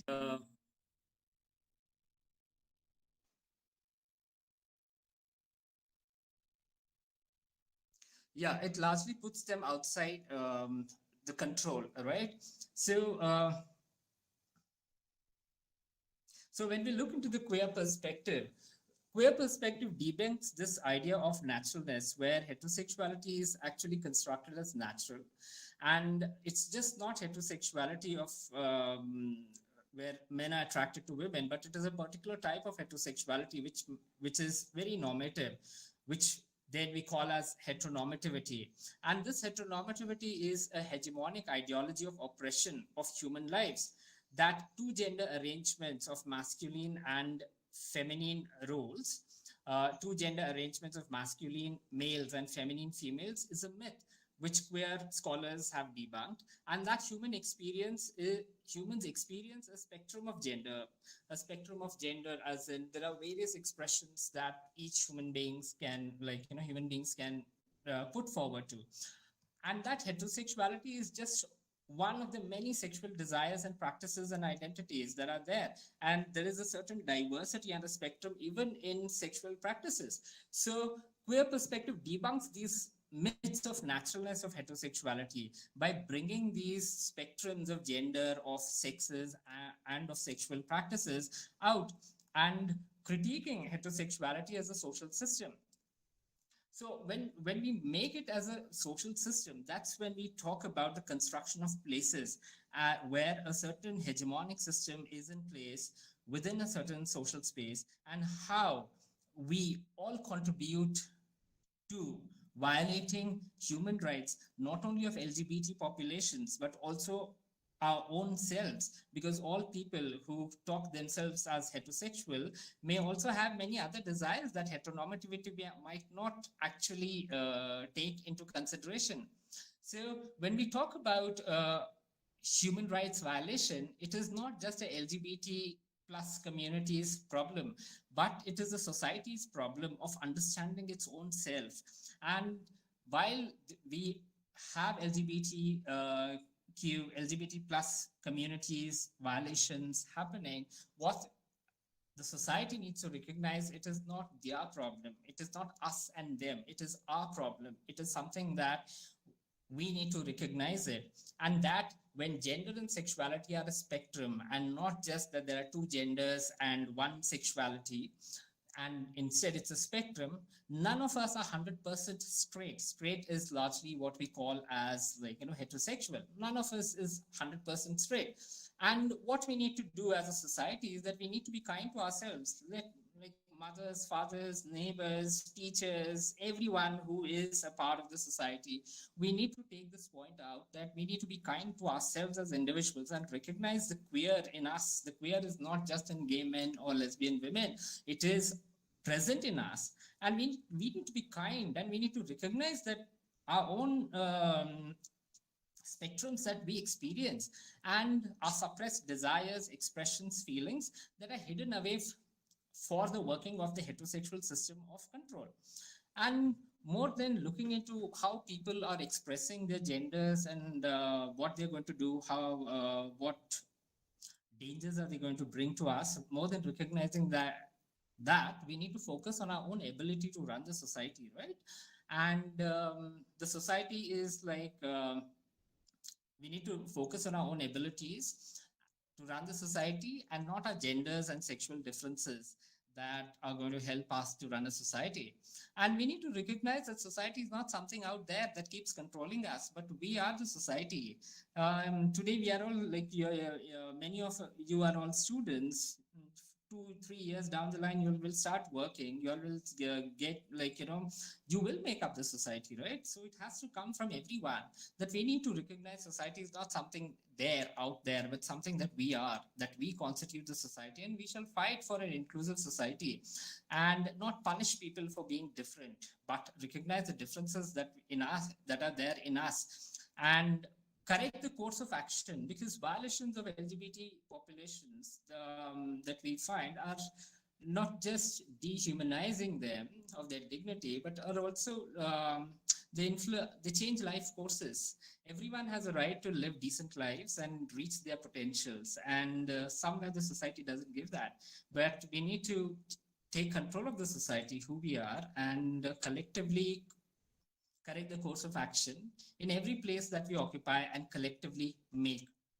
So, as to conclude this talk, I would like to bring your focus on a post-structuralist scholar who works on psychoanalysis, Julia Kristeva, who tells us that the self is plural and contradictory. And so are cultures and social groups. Within them, they find these contradictions.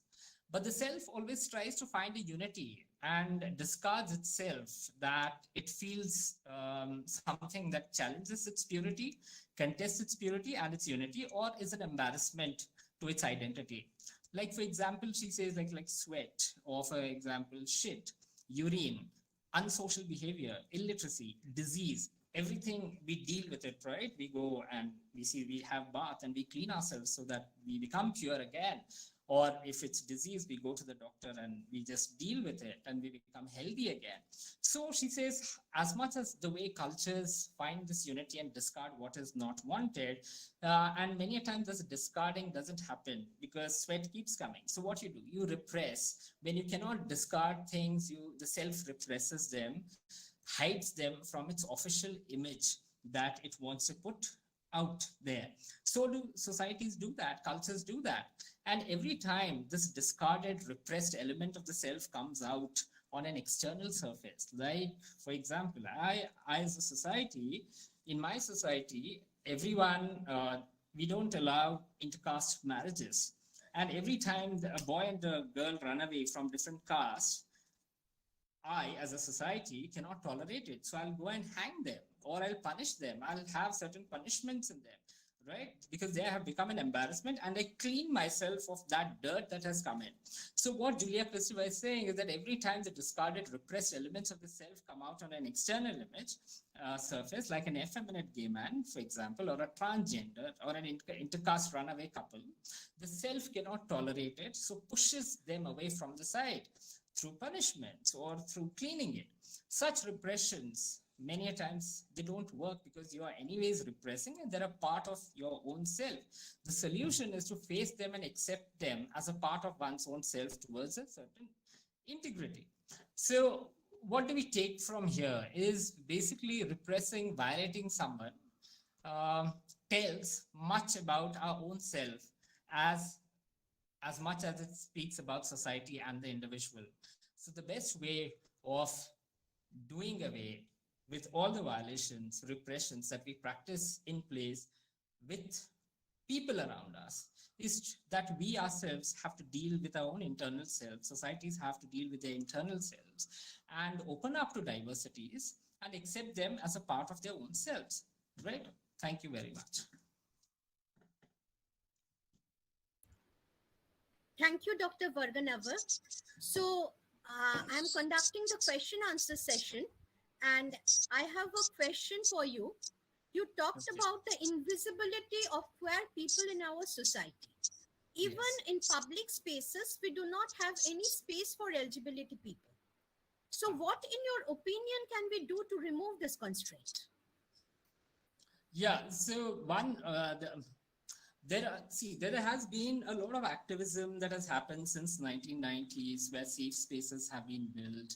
We have had pride marches. Today, pride marches happen even in smaller towns. And this activism has been quite strong, and the way it has trickled down from metropolitan India to even smaller towns. And the internet has changed a lot of things. And we have had very progressive legislations and all, not legislations, but yeah, judicial interventions. But at the level of the society, as my last point was, is about accepting the queer. Everyone needs to understand and recognize that we all are queer and that nobody is 100% bi-gendered or straight.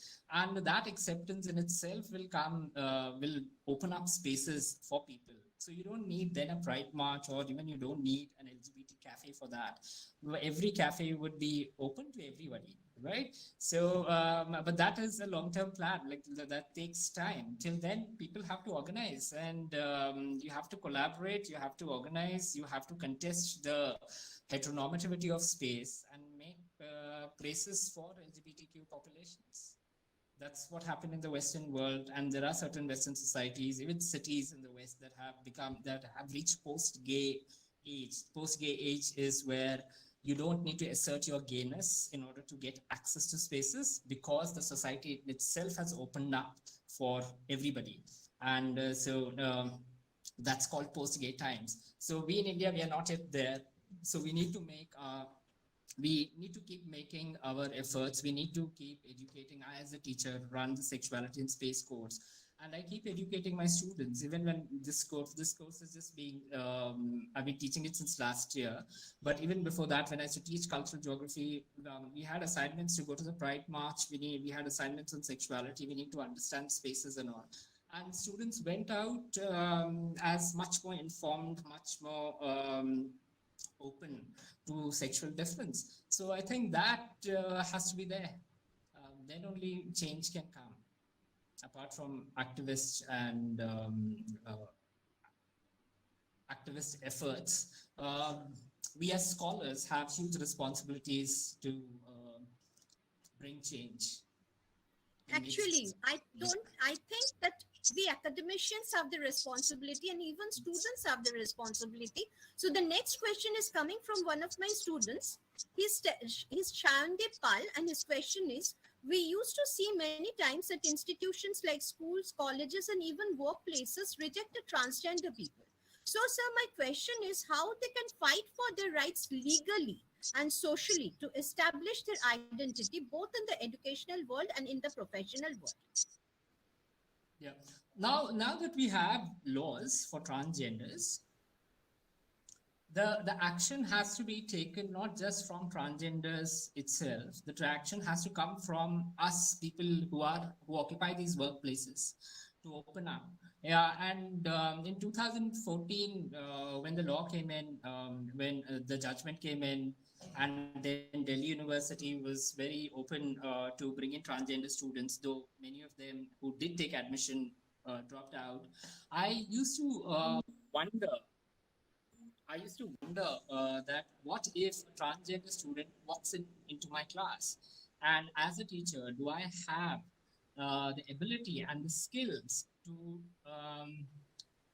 deal with it?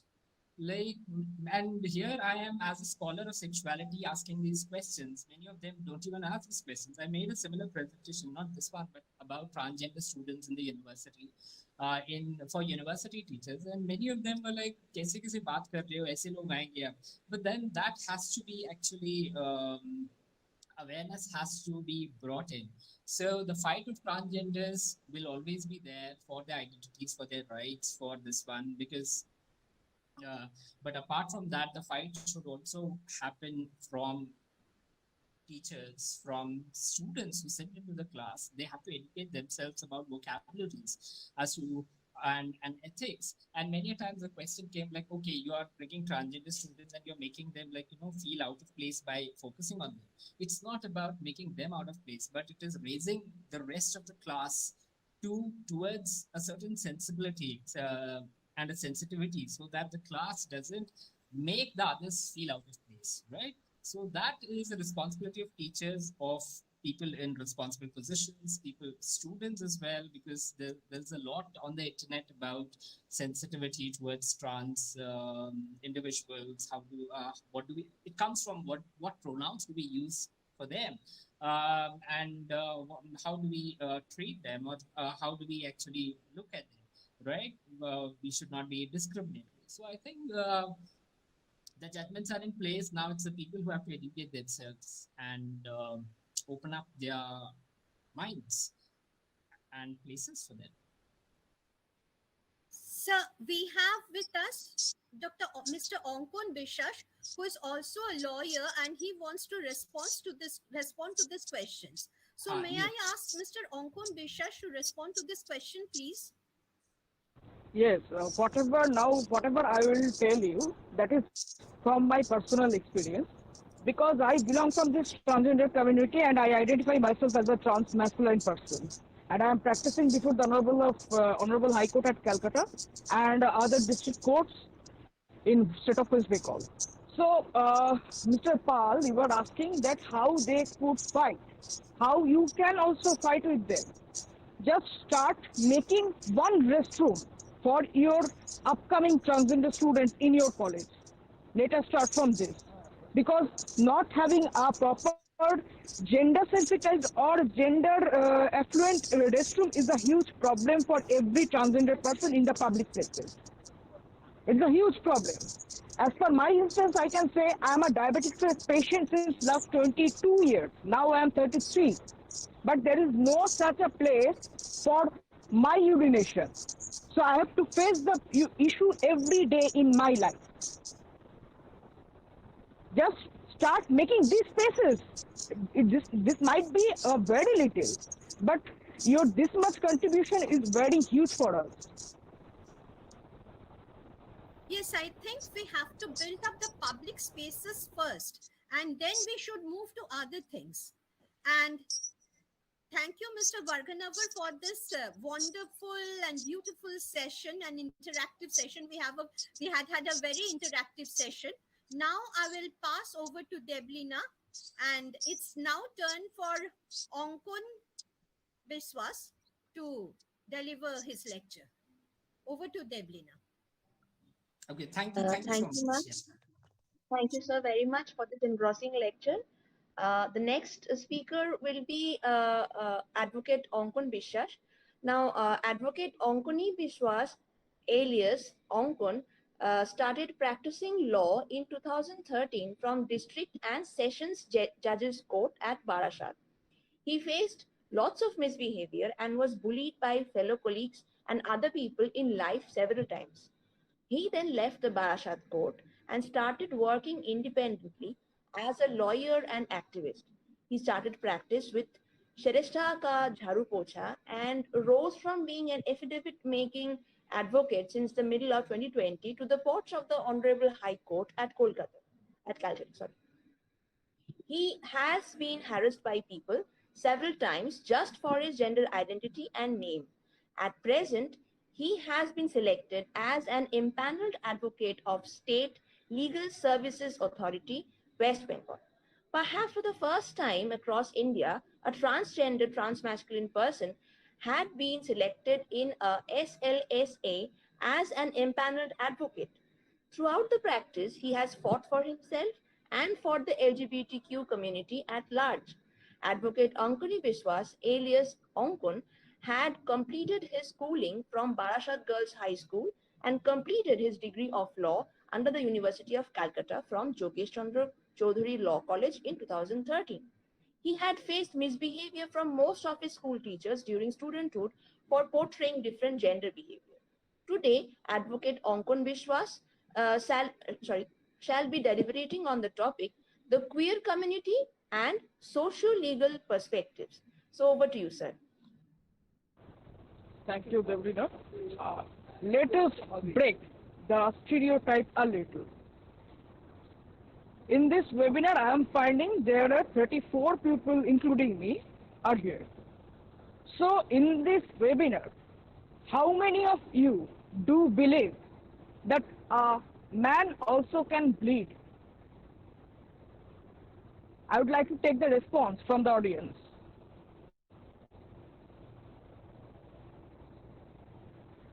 Just like a woman, a man also can bleed. How many of you believe?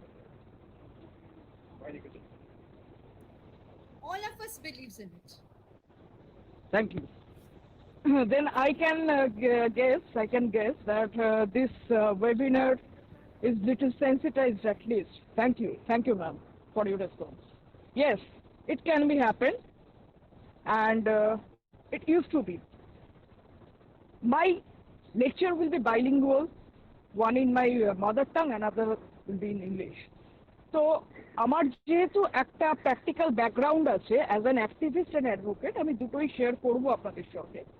2014 সালে নালসা জাজমেন্টটা যখন supreme court থেকে দেওয়া হলো, parallelly আমাকে south এশিয়ার পুরো ব্যাপারটাকেই তুলে ধরতে বলা হয়েছে, তো আমার যতটুকু নলেজ আমি সেটা আপনাদের সঙ্গে তুলে ধরছি।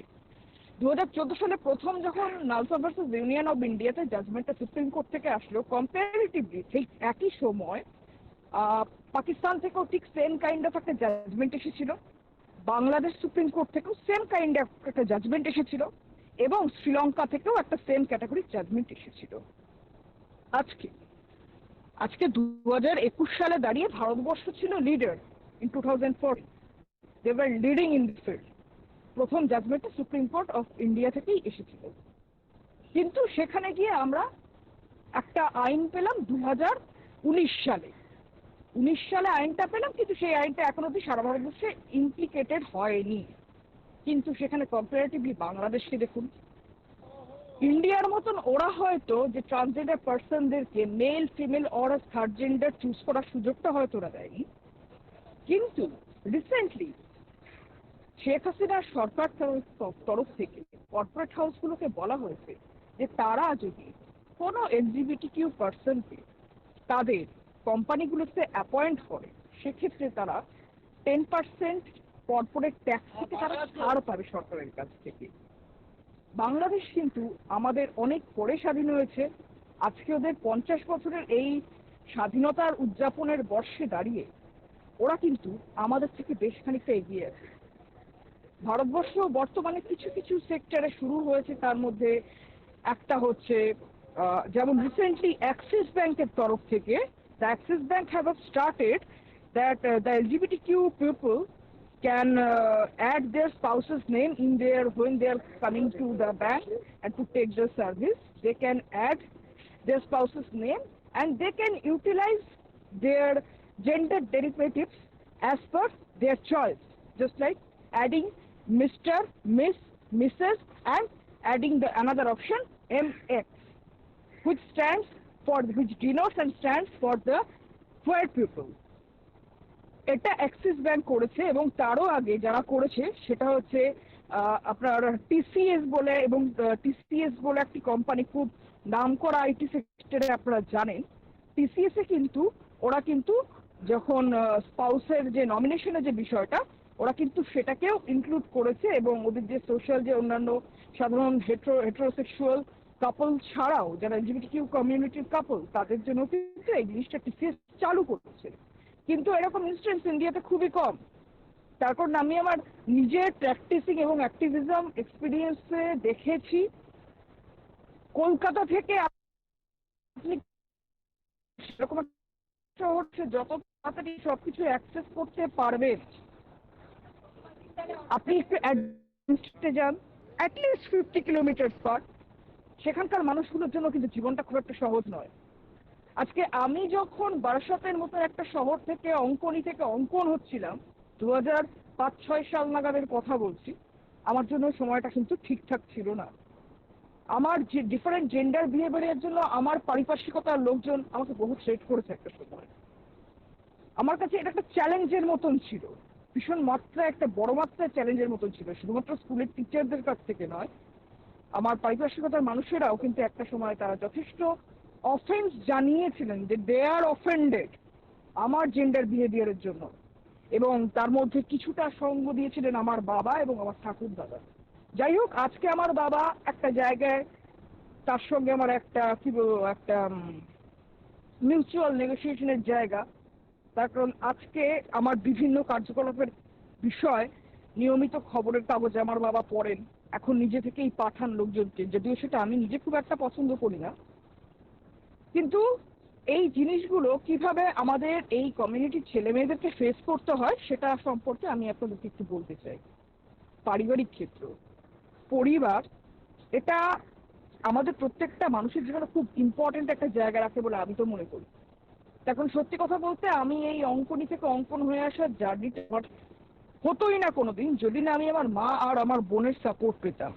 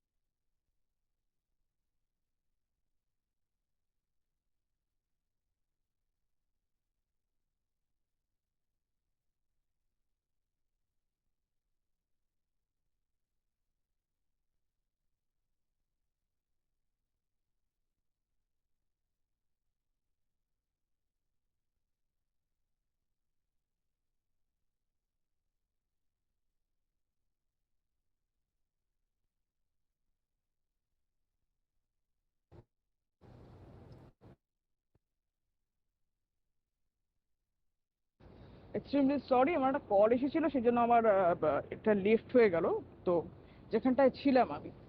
তো এইভাবে বাড়ি থেকে যুদ্ধটা শুরু হচ্ছে কিভাবে, আমি 2018 সালে এরকমই একজন ট্রামারি মতন ট্রান্সম্যান বলে সে নিজেকে আইডেন্টিফাই করে, তো আমার কাছে একদিন হঠাৎ করে একটা রাতেবেলা ফোন আসে যে ওর বাড়িতে ও নিজের জেন্ডার আইডেন্টিটি এবং সেক্সুয়াল ওরিয়েন্টেশন সম্পর্কে জানিয়েছিল।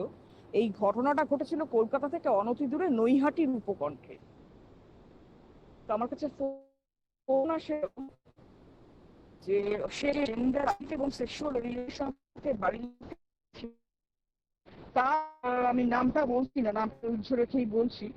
তো তার বাড়ির লোক সেটা জানার পরে, এবং তার একজন বোনও ছিল, সেই বোনটি আর নার্সিং ট্রেনিং পড়ছিল সেই সময়। তো সেই নার্সিং ট্রেনিং পড়াকালীন সেই বোন তার ডিফারেন্ট জেন্ডার বিহেভিয়ার এবং সেক্সুয়াল ওরিয়েন্টেশনের বিষয়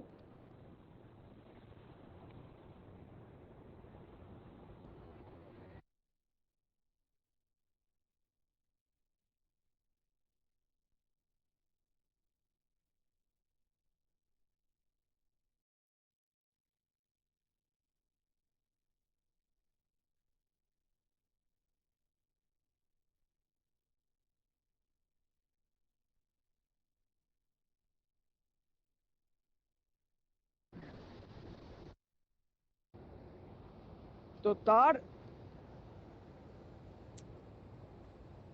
আরে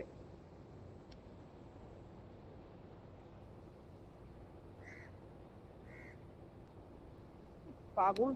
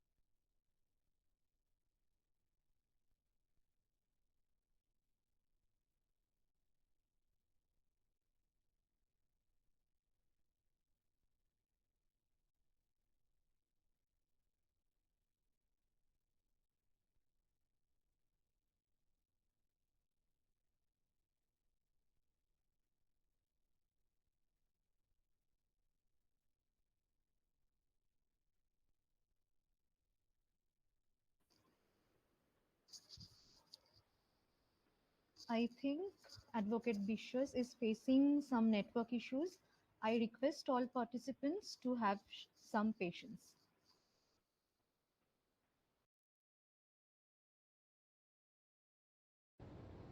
am I audible? Am I Yes. audible? Yes, sir. Yes, sir. Yes, sir. Yes. So what I was saying that that person, he identifies himself as a trans masculine person. It is adjacent to Kolkata, and it was happened in 2018. I think everybody have heard about Noihati, which is very close to Kolkata. It was happened at there, but I'm not taking the person's name for his safety and security. So when he intimated his family members regarding his gender identity and sexual orientation, his father, his mother, and his younger sister, that sister was then pursuing the nursing course degree. The nursing course, the course of nursing, I'm just highlighting this word nursing. So she was pursuing that degree. And after knowing his gender identity and sexual orientation, they started extreme torture upon him. And it was that much he was about to die. They have beaten them mercilessly, they have beaten him, and he was about to die. On that, when I got this call in 2018, it was midnight. I could not respond that point of time, but on the next morning, I visited that place along with some of my fellow activist friends. But I told them that please, you should not visit that place. I will go alone. That person called me who was assaulted by his family members. He connected with me, and I told him, just come out however you can. You just come out from your home, I will take you. And he managed to came out from his home, and thereafter I took him, and thereafter we visited the local police station.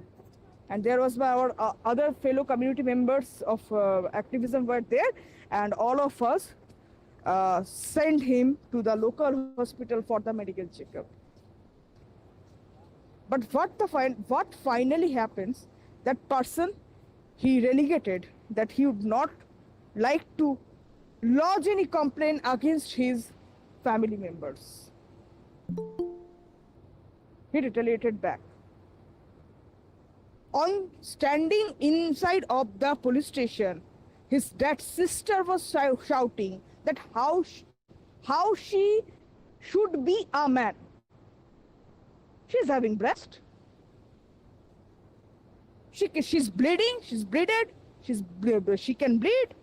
She's having her menstrual cycle. Then how can she be a man? This was the question. অবাক হয়েছিলাম। এই মেয়েটাই nursing পড়ছে। তারপরে এবার আসি, কিন্তু মানে অদ্ভুত ব্যাপার যে ওর বাড়ির লোকের এগেনস্টে ও পরে আর এগোলো না হলে এটা অনেক বড় কিছু হতে পারত। 2 নম্বর, বেশি দিন আগে না স্যার, হ্যাঁ স্যার, 2 নম্বর, 2020 সালে আমার কাছে একটা ফোন আসে পশ্চিমবঙ্গের একটি জেলা মুর্শিদাবাদ, সেখান থেকে এই জুন জুলাই মাস নাগাদ সেখান থেকে ফোন আসে এরকম, আমরা একে অপরকে ভালোবাসি, সেম সেক্স কাপল, একে অপরকে ভালোবাসি, বাড়ির লোক মেনে নেবে না, বাড়ির লোক বলেছে দেখা সাক্ষাৎ করলে বা কোনো কিছু করলে আমাদেরকে দেখে নেবে এবং কেটে লাশ গঙ্গায় ভাসিয়ে দেবে। আপনি আসুন, এসে আমাদের প্লিজ একটু লিগাল অ্যাসিস্ট্যান্স দিন। সেই সময় কমপ্লিট লকডাউন চলছে, জাস্ট ফেজ 1টা শেষে ফেজ 2টা শুরু হয়েছে এবং কিছু কিছু সরকারি বাস তখন চলছে। রাত 2টোর সময় ফোন পেয়েছিলাম, পরের দিন সকালবেলা উঠে গেলাম বহরমপুর। ওরা আসলো এবং সত্যি মানসিকভাবে খুব বিধ্বস্ত ছিল। ওদেরকে নিয়ে থানায় গেলাম, থানাকে গিয়ে বোঝালাম যে ব্যাপারটা এই এই এই হয়েছে। ওরা লিখিত অভিযোগ থানার কাছে দায়েরও করলো। দায়ের করার পরে থানা কি করলো জানেন? থানা সেটাকে জাস্ট একটা জেনারেল ডায়েরি নিয়ে একটা they just lost a general diary, FIR হলো না।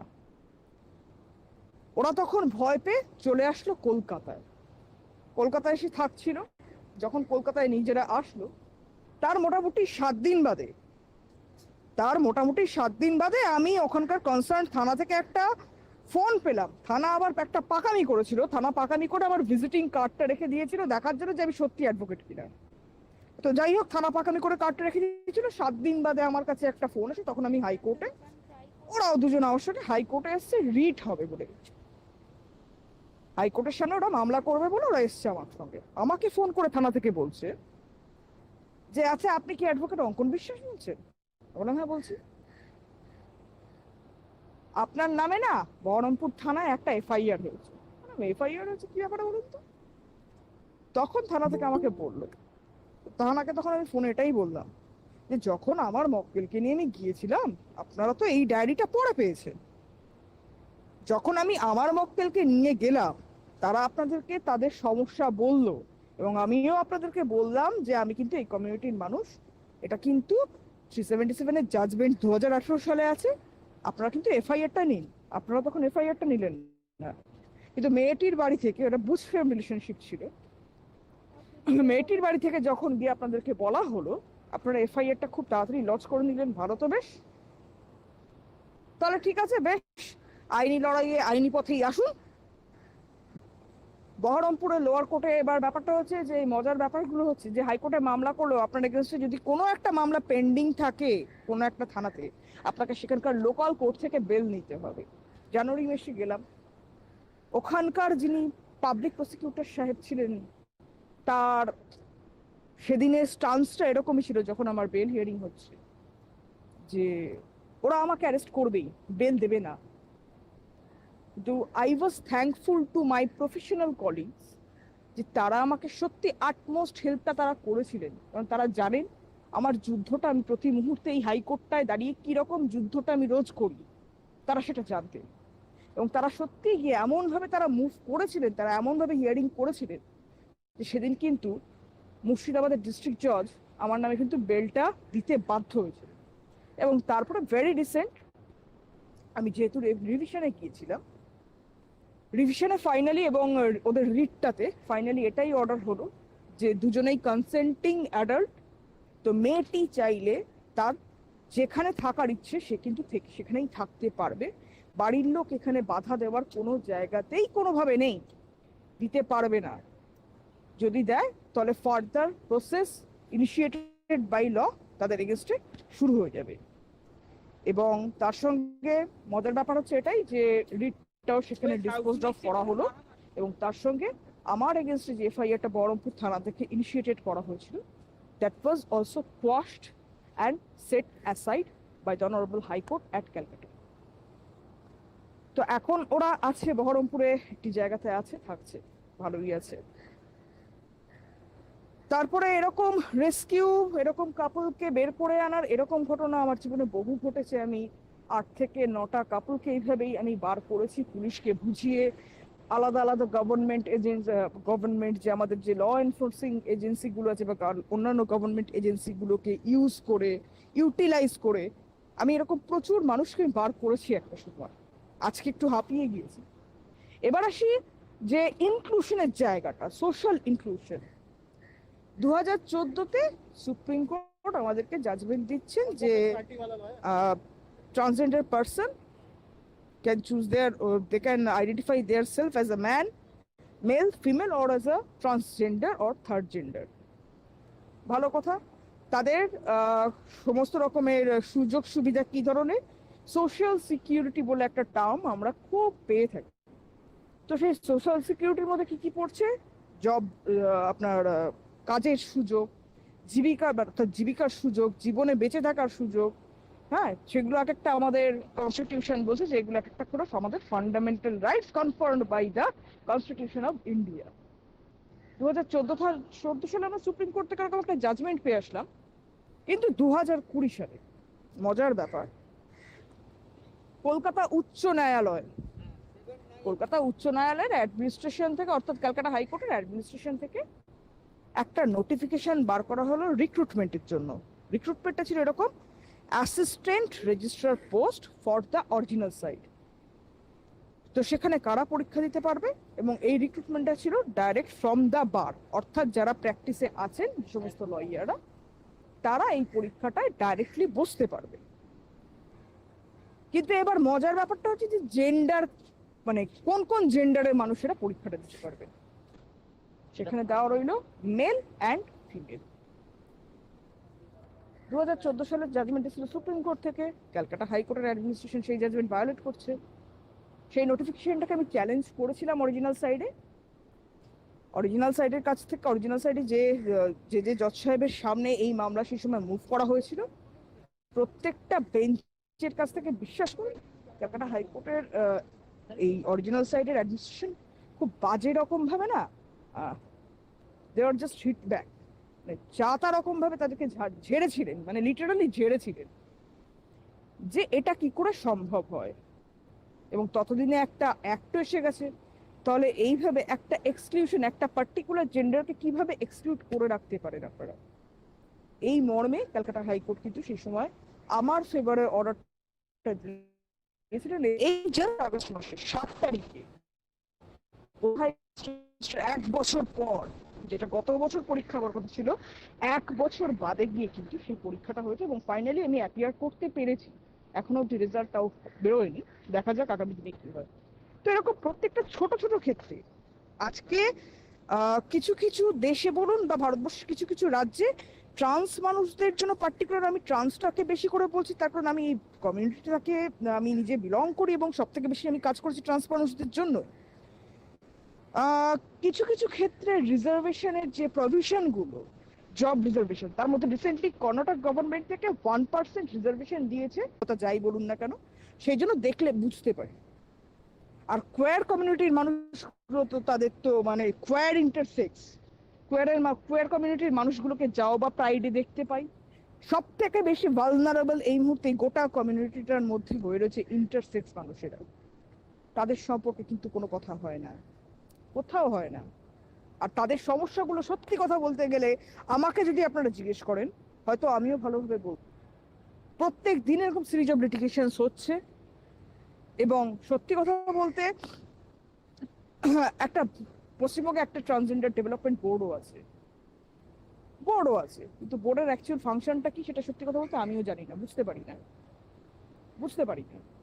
আর সোশিও ইকোনমিকের দিকটা যদি বলি, ট্রান্স মানুষদের ইকোনমিক দিক থেকে খুব ভালো এবং খুব এডুকেটেড, হাইলি এডুকেটেড মানুষ সংখ্যায় ট্রান্স কমিউনিটির মধ্যে কিন্তু খুবই কম। আজকে শহর কলকাতায় দাঁড়িয়ে, এরকম কলকাতা হাইকোর্টের মতন একটা জায়গায়, এখানেও আসতে গিয়ে একটা সময় প্রচুর মানুষের কাছ থেকে, আমার কলিগদের থেকে কম, আমি মানে যেটা বলছিলেন আমার আগের লার্নেড স্পিকার যেটা বলছিলেন, যে মকিং প্রচুর শিকার হয়েছে। বিশেষ করুন যখন বারাসত কোর্টে, নিজের হোম কোর্ট, আমার নিজের শহর, সেই কোর্টটায় যখন মুভ করতে দাঁড়াতাম, আমার ফেলো সিনিয়র কলিগরা বলতেন, এই ছক্কাটা কোর্টে কি করছে, এই ধরনের কথা কানে শুনেছি, এখনো শুনি। লোকজন বলে যে রিট কোর্ট প্র্যাকটিস করে, অ্যাক্টিভিজম করে, ওকে দিয়ে কি ওকালতি হবে, ওকাল উকিল নাকি। আমাকে এমনও লোকে বলেছে 2 টাকার উকিল। রেস্কিউ করতে গেছি একটি লেসবিয়ান কাপলকে, সেখানে তাদেরই বাড়ির তাদেরই বাড়ির থেকে একজন ফ্যামিলির মানে ওই কাপলটির মধ্যে একজনের বাবা আমাকে বলছে তো 2 টাকার উকিল। এরকম প্রত্যেক দিন এরকম প্রচুর প্রচুর প্রচুর মন্তব্য কানে শুনেছি, আত্মস্থ করেছি, মুখস্থ বলবো না, আত্মস্থ করেছি, মগজে বসিয়ে আজকে এতগুলো কথা বলার জন্য আপনারা আমাকে একটুখানি একটা ছোট্ট একটা সুযোগ দিয়ে পেয়েছি আপনাদের থেকে কিছু বলার জন্য।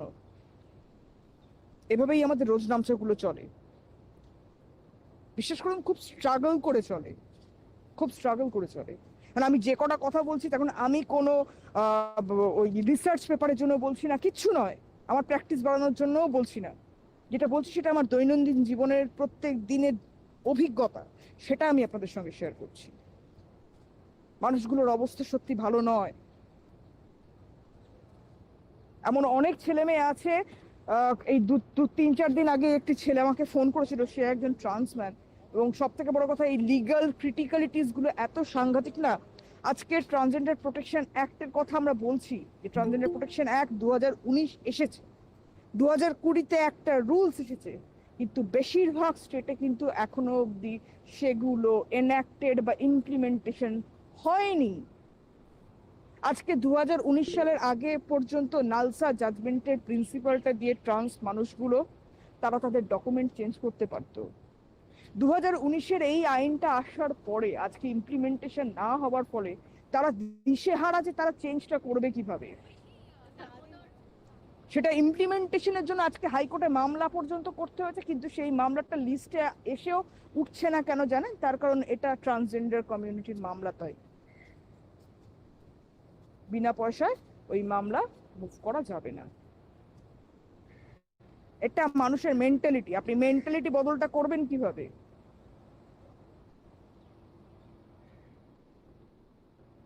মানুষের মেন্টালিটি বদল করতে হলে 100 বছর ধরে এই বিষয় নিয়ে কথা বলতে হবে, প্রতিটা মুহূর্তে বলতে হবে, তবে যদি গিয়ে বদলায়।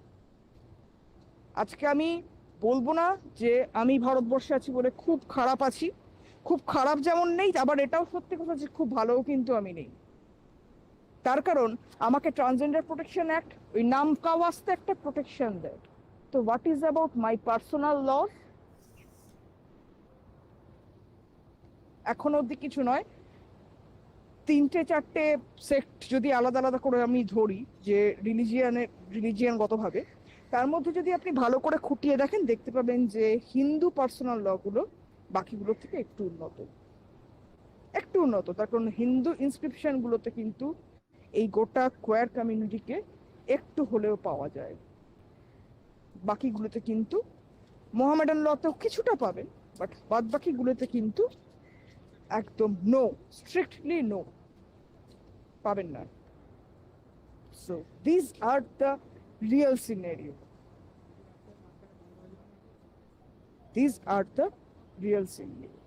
যাই হোক, আমি আমার বক্তব্য আর বাড়াবো না। এবার আমাকেও যেতে হবে, তখন কোর্ট বসবে আমার, সেই জন্য আমার সেশনটা আমি এখানেই শেষ করতে চাইবো। আপনাদের কারোর যদি কিছু জানার থাকে বা জিজ্ঞাসা থাকে আমাকে করতে পারে। Thank you very much. আচ্ছা, আমি কোয়েশ্চেন অ্যান্সার সেশনটা কন্ডাক্ট করছি, তো কয়েকজন আপনাকে মানে থ্যাঙ্কস জানিয়েছেন, কারণ আপনি আপনার রিয়েলিটিটা আমাদের সঙ্গে শেয়ার করেছেন। আর দেবলিনার একটা কোয়েশ্চেন আছে, sir I have a question, LGBT inheritance laws are not guaranteed by law as far as the literature suggests. What in your opinion is about this? Listen, this আর আমি একটু আগেই বলছিলাম দেবলিনা, যে এগুলো হচ্ছে মানে this is the complete matter of policy changing. আর এগুলোকে নিয়ে আগামী দিনে এগোতে গেলে খুব ভালো মাত্রায় ভালো রকমের সমস্ত স্ফেয়ারে রিসার্চ করে, অলরেডি আমার একটা টিম আছে, আমরা এই কাজটা করছি। আগামী দিনে পার্সোনাল লসগুলোতে যারা এলজিবিটিকিউ কমিউনিটির যে সমস্ত মানুষেরা আছেন, তাদের এই পার্সোনাল লসগুলোতে তাদের পার্সোনাল রাইটটা যাতে এনশিওর করা যায়, সেটা নিয়ে আমাদের একটা রিসার্চ টিম আছে, সেটা নিয়ে আমরা অলরেডি কাজ করছি। আর তারই একটা ছোট্ট ইনস্টেন্স আমি আপনাদের সামনে তুলে ধরলাম, বললাম যে হিন্দু ল, আপনি হিন্দু পার্সোনাল লজে যান, মুসলিম মোহামেডান পার্সোনাল লজে যান, খ্রিস্টান পার্সোনাল লজে যান, পার্সি পার্সোনাল লজে যান, সেটাই আমি কম্পারেটিভলি বলার চেষ্টা করলাম। এবং আগামী দিনে এটা নিয়ে আমরা সুপ্রিম কোর্টে মুভ করব বলে এটা ভেবে রেখেছি। এবং আমার নিজস্ব একটা ইচ্ছে আছে যে পরবর্তীতে এই আজকে আপনারা জানেন যে দিল্লি হাইকোর্টে কিন্তু একটা পার্সোনাল ল ব্যাপারে এবং that is related to marriage একটা পিআইএল কিন্তু পেন্ডিং হয়ে রয়েছে। এবং সত্যি কথা বলতে সোসাইটির মেন্টালিটির সঙ্গে সরকারের মেন্টালিটিটা তো অনেকটাই ম্যাটার করে, এবং কোথাও একটা গিয়ে আমাদের এই সো কল্ড সনাতন ভারতীয় মানসিকতার সঙ্গে আমাদের বর্তমান সরকারের মানসিকতারা খুব ম্যাচ করছে বলে তারা কিন্তু ম্যাটারটাকে দিল্লি হাইকোর্টে প্রসিড করতে দিচ্ছেন না। It is very pertinent two mention, তাই করতে বাধ্য হলাম এক কথায়। এটা দরকার, আগামী দিনে দেখা যাক। সরকার তো কোনো না কোনো একটা দিন বদল হবেই। আন্দোলনটা ছিল, আন্দোলনটা আছে, আন্দোলনটা থাকবে, শেষ হয়ে যাবে না এত সহজ। চেষ্টা করা হয়েছিল ট্রান্সজেন্ডার প্রোটেকশন অ্যাক্টটাকে এনে আন্দোলনটাকে শেষ করে দেওয়ার, কিন্তু শেষের তো জায়গা তো নেই, তার কারণ ইটস আ ফল্টি ল। এখনো অব্দি প্রতিটা কোর্টে ভারতবর্ষে অলমোস্ট প্রত্যেকটা হাইকোর্টেই ট্রান্সজেন্ডার রাইটস বা LGBT Q rights in larger aspect হচ্ছে এবং হতে হবে। না হলে এই মেন্টালিটিগুলো, এই প্রেসিডেন্টগুলো না এলে কিন্তু কোনোদিন জুডিশিয়াল ইন্টারভেনশন না থাকলে কিন্তু চেঞ্জ হবে না। আমরা সেটাই জাস্ট চেষ্টা করে যাচ্ছি।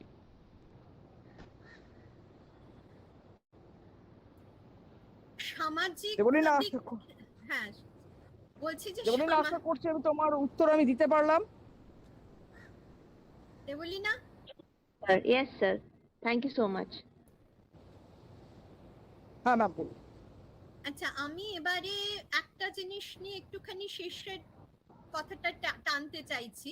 সেটা হচ্ছে আমরা সবাই হয়তো কিছু না কিছু সময় কিছু না কিছু ডিসক্রিমিনেশন ফেস করি। এটা আমি বলছি কেন, কারণ শুধু মানে সেক্সুয়ালিটি নয়, অনেক সময় দেখা যাচ্ছে যে ডিসেবিলিটি যেটাকে বলি সেটা থাকলেও কিন্তু মানুষ ভীষণ ভাবে মানে মানুষকে ডেসপাইস করে, যেটাকে স্টিয়ারিং বলে সেটা করে, মকারি আমাদের শুনতে হয়। মানে এটা আমার নিজের জীবন দিয়ে আমি ডিসেবিলিটি লতে ম্যাডাম আমি বলি, অনিন্দিতা ম্যাম আমি একটা কথা বলি, ডিসেবিলিটি লতে কিন্তু এগুলোকে অ্যাড্রেস করবার জায়গা আছে। এখন আমি রাইট টু ডিসেবিলিটি নিয়ে কিন্তু আরপিডব্লিউডি নিয়েও একটা সময় কাজ করেছি। আমাদের একটা ফেমাস মামলা ছিল, তো সেই মামলাটা হবার পরেই কিন্তু পিএসসি থেকে ওই যে এখন যে এক্সট্রা যে স্ক্রাইবটা দেয়, আমরা দুটো জিনিস করেছিলাম, যার ফলে কিন্তু আজকে ওই এক্সট্রা টাইমের স্ক্রাইবটা এসেছে। ডিসেবিলিটি রাইটস এর আরপিডব্লিউডি অ্যাক্টে যদি আপনি যান 2016 সালের, ওখানে কিন্তু এই জায়গাগুলোকে অ্যাড্রেস করে এবং তাকে কিন্তু যথাযথ আইনানুগ শাস্তি দেবার বন্দোবস্ত আছে, যেটা ট্রান্সজেন্ডার বা আপনি যদি এসসি এসটি অ্যাক্টেও যদি কম্পারেটিভলি যান সেখানেও আছে, যেটা কিন্তু ট্রান্সজেন্ডার প্রোটেকশন অ্যাক্টে নেই।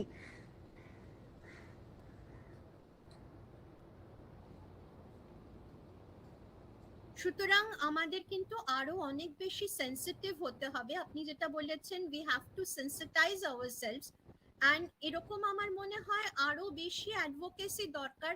এবং সমাজ যদি আস্তে আস্তে এদিকে হেলতে থাকে, যদি সমাজের থেকে বিভিন্ন ভাবে নানা রকম ভাবে বাধা আসতে থাকে, আমার মনে হয় একটা না একটা সময় হয়তো আমরা আমাদের সরকারকে হয়তো এদিকে হেলাতে পারি। তো উইথ দিস আপনার কি মানে আমি তাহলে শেষ করি?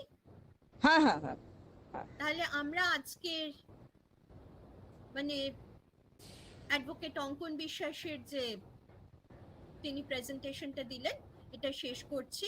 and I'm asking Debolina, please move on to the next session. Thank you ma'am, and thank you sir very much. Thank you everyone for giving me this platform. Yes sir, yes, thank you for coming sir.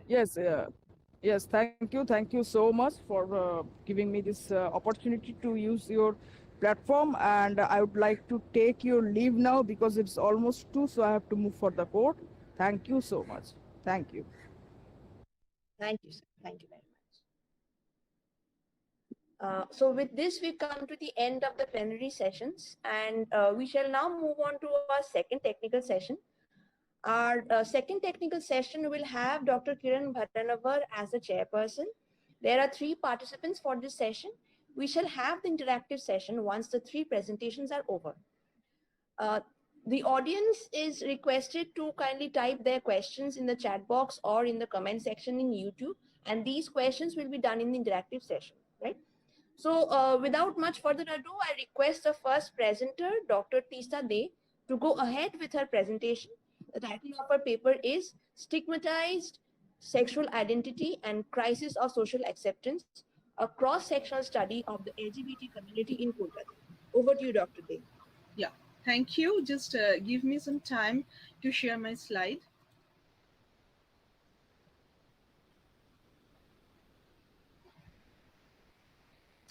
Is it visible to all of you? Yes, it Yes, is visible. ma'am. Dr. Tista, I would like to to all the presenters, 3 presenters, I would like, as a chair, I would like to say that you get 10 minutes to present. And so that's 30 minutes, and then 15 minutes are for discussion after all the presentations are over. Sir, could you please repeat how much time will I get? 10 minutes. 10 minutes. Okay. Yes. Thank you, sir. Okay. I will definitely try to cover it up within 10 minutes. Yeah. Thank you, sir. Okay, great.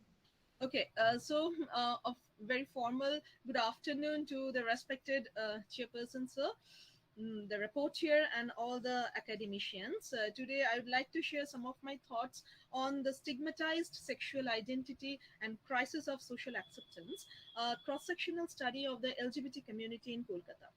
Frankly speaking, I am not a specialist on this particular topic, but when I first came across the flyer representing this particular theme of the webinar, I somehow felt to do some kind of work on this particular aspect, because I have some friends who belong to the gay community, and for a very long time period, they have been experiencing tremendous social discrimination, existential crisis, identity crisis. Despite the fact that we, the so-called modern urban people, educated people, we establish the fact that we are very open-minded, but very many of us feel ashamed to express the sexual identity of themselves or their friends if they are homosexual, to the family, to the society, or to the other friends. The fact is, the homosexual people, they face various kinds of problems regarding their identity, regarding their existence. The field is vast, but within the purview of this field, I have chosen one particular aspect, and that is the social acceptance of the homosexual people.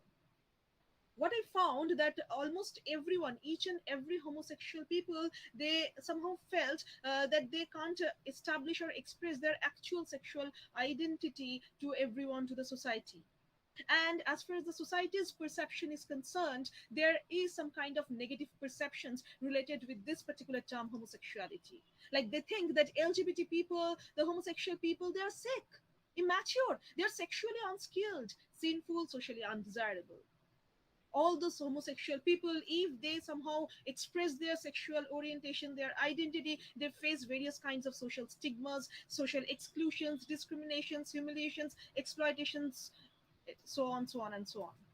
The so-called homophobic harassment, although Anutama ma'am had said that we should not use the term homophobic, rather we should use the term homo-negative attitudes. Yes, they have continuously been facing this homo-negative attitudes in their society, and they are also very much skeptical about the social justice, that whether they are having those facilities or not. And it's quite clear from the previous lecture, as we all have heard that.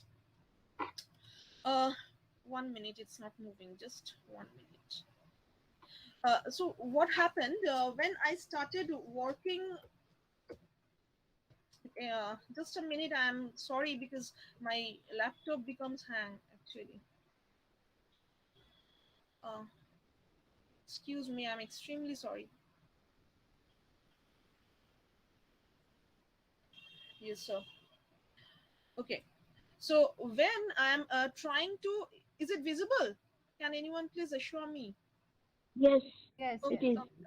Thank you very It's much. not the second slide. Basically, it's the same slide that it's visible, just the one which you just presented. Yeah. Okay. Yeah. Now we can see. Okay. Thank you, sir. Thank you for sparing this time.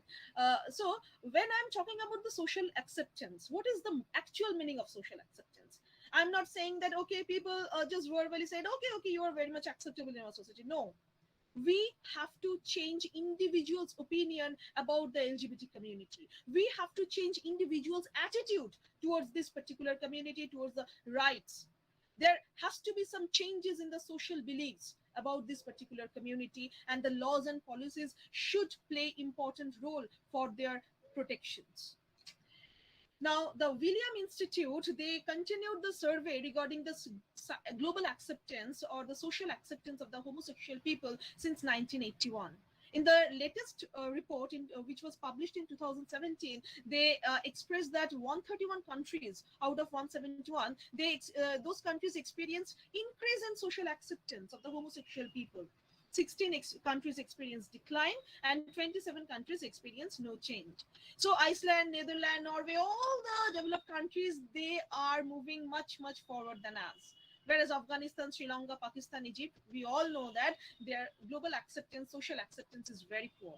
But if we consider our own country, India, the situation is not very good for them. So considering all of this aspect, the basic objectives of my presentation to identify the social issues that affect the sexual identity development process. Ideal sexual identity development is a part of my presentation. Then to gauge the social acceptance, whether the heterosexual society, are they accepting the homosexual people or not?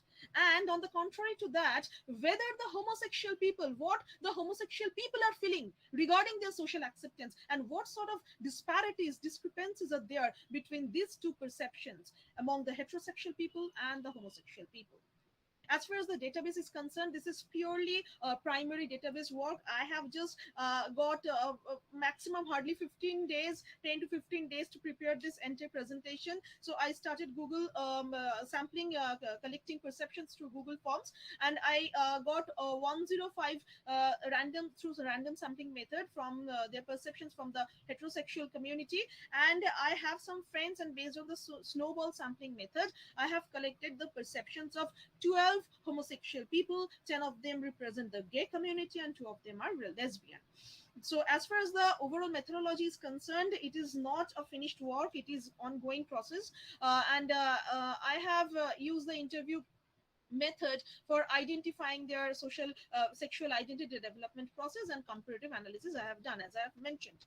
In the last 10 or 15 days, I came across some of the significant literature which helped me a lot. I have not yet finished all the publications, all the papers or books, but again, I am highly influenced by Gautam and Arvind Naren's this publication, because I have a voice, or Hosheng Merchant's The Man Who Would Be Queen, Ruth Vanita's Same-Sex Love in India. So, and of course, the huge activities conducted by the NAS foundations. Yes, these are the base of my literature review. Now, before starting the overall presentation, I would like to share the fact that when I started dealing with the homosexual identity development process, I came across the CAS model, where it is clearly shown that there are 6 different sequential phases through which the homosexual identity can be is developed among since childhood, since the adolescent phase of a particular person to its overall mental, sexual, social maturity. So the actual identity process starts with the identity confusion stage, and during that time, most of the young generation, the young boys and girls, they became very much confused about their homosexual identity, because there is no one who can clearly help them and explain what the homosexuality is all about. Gradually, over experience from the surroundings, they became aware about the situation that, okay, they are not the majority of the society, but they can be identified as homosexual, and they accept that there is some possibility that he or she is a homosexual person. And finally, after some time, after they are getting the proper knowledge about the duality, the dichotomy between the homosexual and heterosexual people who are living in the society, finally, sometimes they can accept the fact that, okay, he or she is a homosexual person. And when they started interacting with more people in the same community, then finally they can accept that. But it is very tough choice for them as well, because they have to go against their family, against the society. And if they proceed up to they finish this stage, and if they can proceed towards the identity pride phase, then they started activities, different kinds of actions, different kinds of works belonging to that particular community. But at that particular time period, they have felt some kind of negative experiences regarding the heterosexual community, because they have already faced tremendous social discriminations and negligences. And what we all expect, that finally there should be a phase that is called identity synthesis, when the homosexual people, they can synthesize their identity, their sexual identity, they can be proud of them, of their sexual identity, and they can have a positive aspect approach of their own life, and they don't have any negative viewpoints about the heterosexual people, and vice versa, of course. But what I felt, all these stages are associated with various negative situations, negative conditions, which finally creates the situation when many of the boys or girls who are trying to evolve through these phases, they become stagnant in one phase. They can't move towards the next phase, or sometimes they move backward.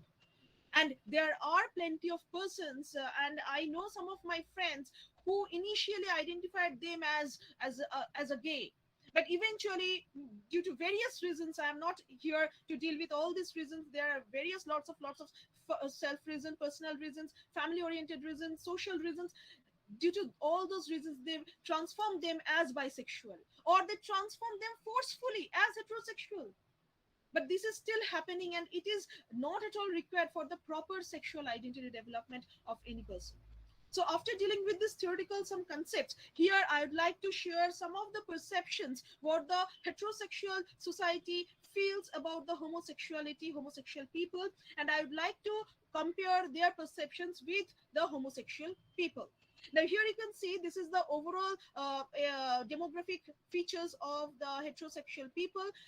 Almost 50-50 of them represents two different genders, but majority of them, they belong within the 45 years age group, and majority of them are employed or the students, but all of them are educated. So although this is a random sampling, but what I have found that almost 100% of them are educated. They are well aware about the existence of this LGBT community and their rights. Now coming to the gender demographic features of the homosexual people, I found majority 10% are gay. So, and all of them are within the 30-45 age groups. So they are the young people, and the most important fact is all of them are employed. So they now have self-confidence. They now have some of the social identity recognition, and they are financially independent. So that is another issue which cannot properly reflect the actual grave situation, because they are now at a particular stage where they are not facing that much of problem what the unprivileged section usually face. But when I asked the heterosexual community, what do you think about this homosexuality? What is your actual perception? They said 72%, they said, okay, it is a very normal physiological feature. But listen, I have just told that 100% were educated. They are well aware about the existence of this community, their rights, their various characteristic features. But till almost 19% of them, they think it is a kind of psychological issues or misdirected perceptions about sexuality. While in a third largest megacity in Kolkata, people 19% of people, if they think in that way, so just feel that what happens in the rural areas. And I have some plans to conduct this survey in the rural Bengal as well. Now, when I asked them, what will be your reaction if your child told that he or she is a gay or lesbian?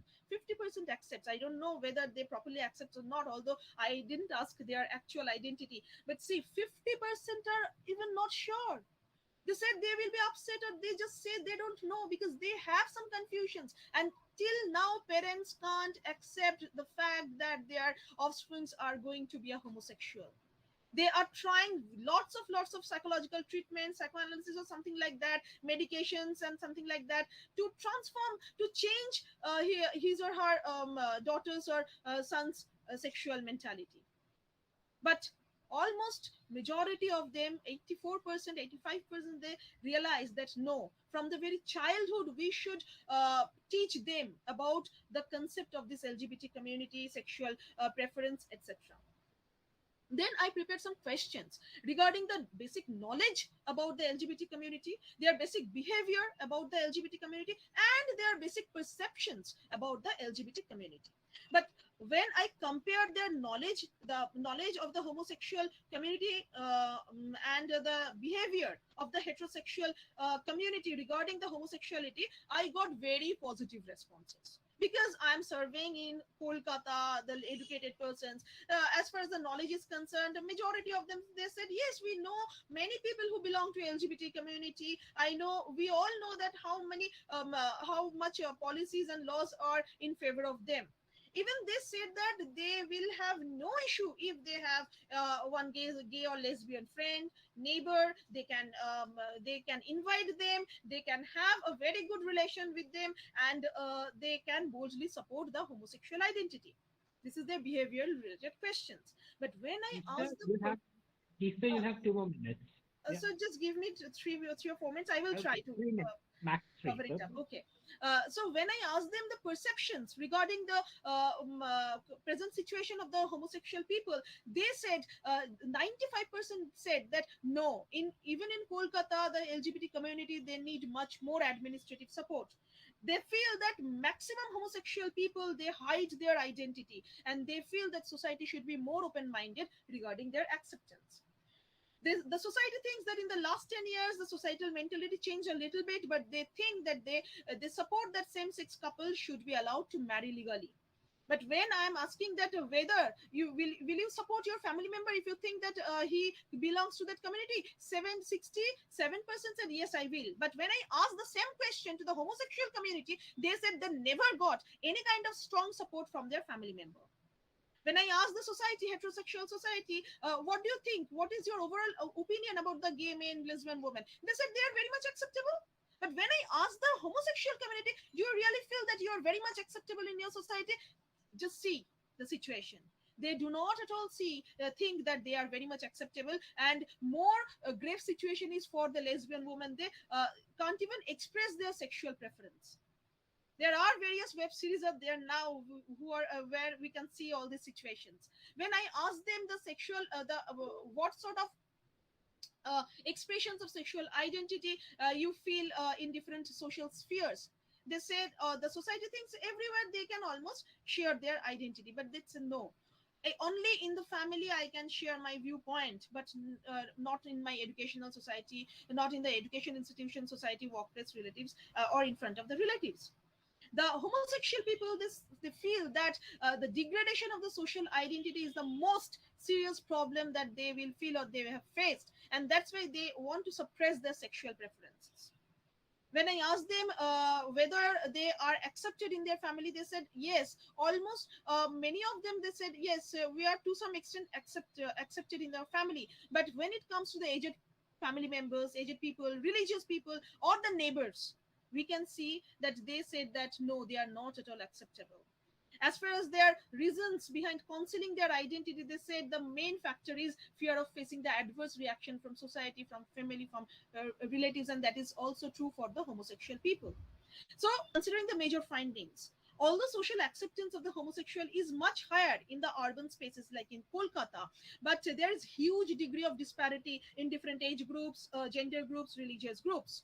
I found that aged, religious, and heterosexual men are much more rigid about the homosexuality than the other demographic groups. Family supports are there, but they seriously need societal supports from the neighbors, from relatives, because they create so much annoyances for their existence. A major section of the homosexual people are extremely mentally stressed till now. They need continuous psychological counseling for that. And all the homosexual people are eagerly waiting for an egalitarian society where they can live their life in a proper way.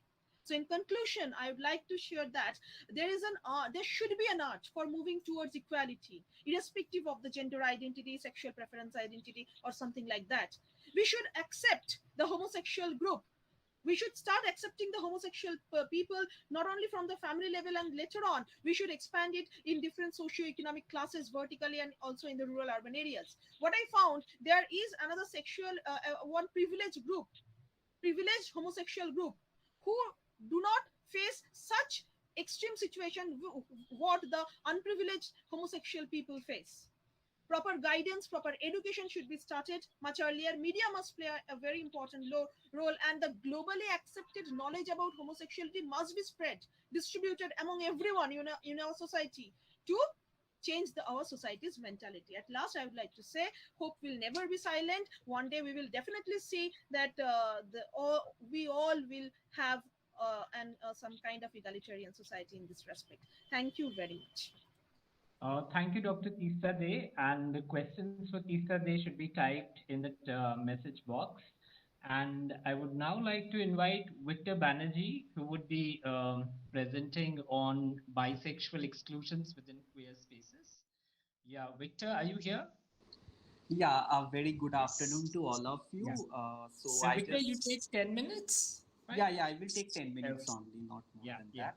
So before starting my paper, I would like to say that the central objective of my paper is not to offend anyone. It is an outcome of my own autoethnographic experiences as well as the social reality of the participant that I interviewed in this short research.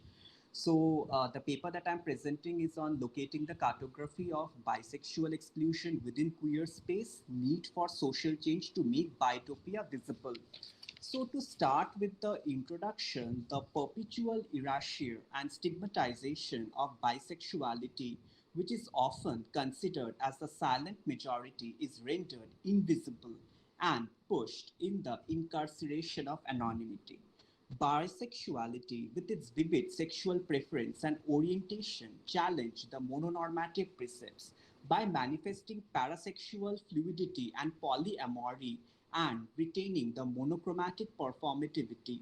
Bisexuality problematized the dominant alignment of the queer landscape.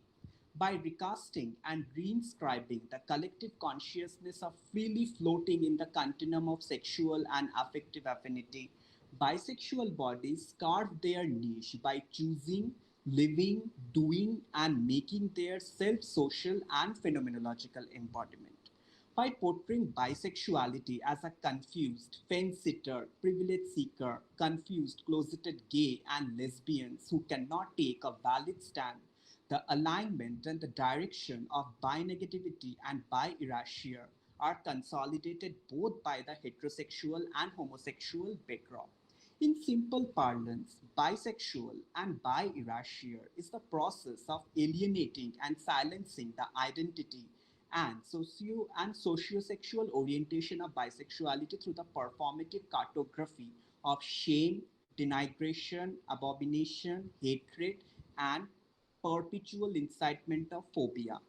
The social skin of bisexuality is perforated and pierced by the negative stigmatization and prejudices operating within the queer space so much that bisexual body internalize that hatred to foster their space through the multiplicity of desire and eros. As bisexual bodies navigate the social and emotional terrain of continued uncertainty and testing waters to map their affinitive psychosexual morphology, their overall and evolving journey of self-identity is tarnished as unstable and sexually irresponsible people. The myth on bisexuality that is reified by the dominant homosexual episteme is further accentuated by drawing a line and making a direction that consider a certain view as legitimate. As the bisexual body create their own space of embodied experience that emphasize lived reality and the situated spatial scale of locate, mediated by time and space, the production of bitopia offering the protective sanctity for bisexual becomes a volatile space. The space is read through the socio-sexual script of the normative lens of the homosexual superstructure that is disciplining and negating the ontological reality of bisexuality through performed and concerted coercion. However, the definition of bisexuality has expanded, pertinently encompassing the fluidity of desire and deconstructing the binary as well as the coercive fixity of monosexual and monoamoral fidelity that makes bisexual a queer within the queer community.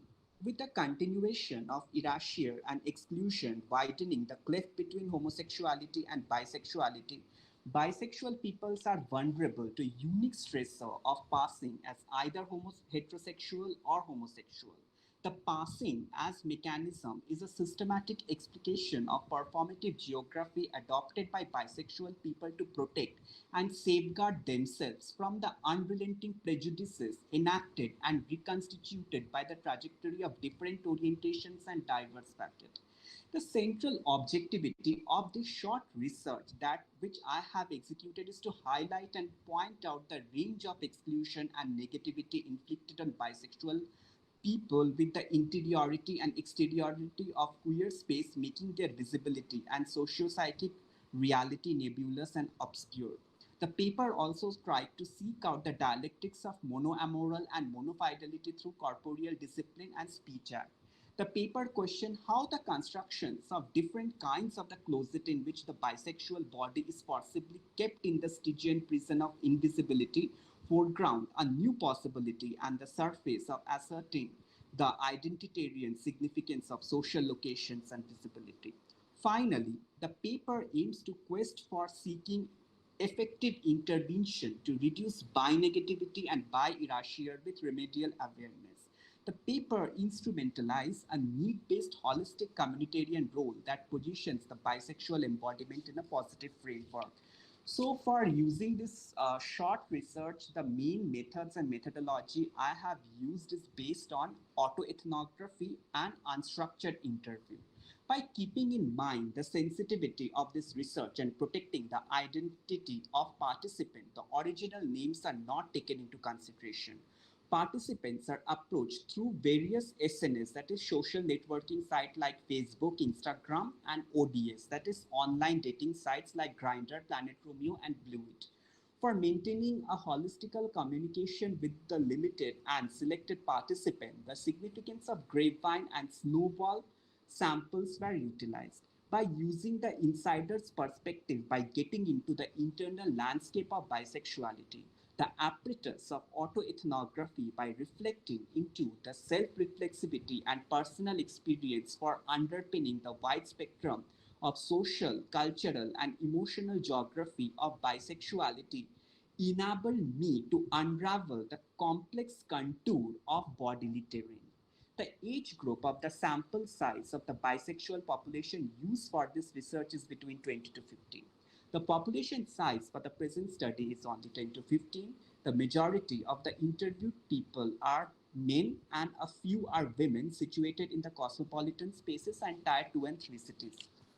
Now I'm coming to the main point, that is mapping the reflexivity of bisexual erasure within queer space.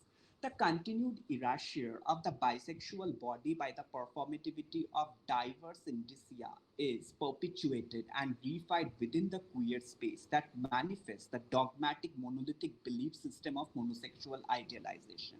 As bisexuality is mapped in one-dimensional lens of poly and multifarious line of desire and affective space, the fluid space of bisexual embodiment is implicitly observed as deviation and digression from the structural normative debate.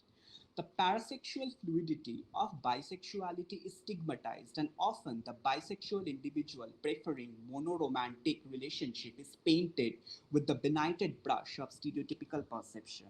As Karan, a self-proclaimed bisexual man, elicited that there are plenty of bi people who previously and even now identify themselves as gay lesbian.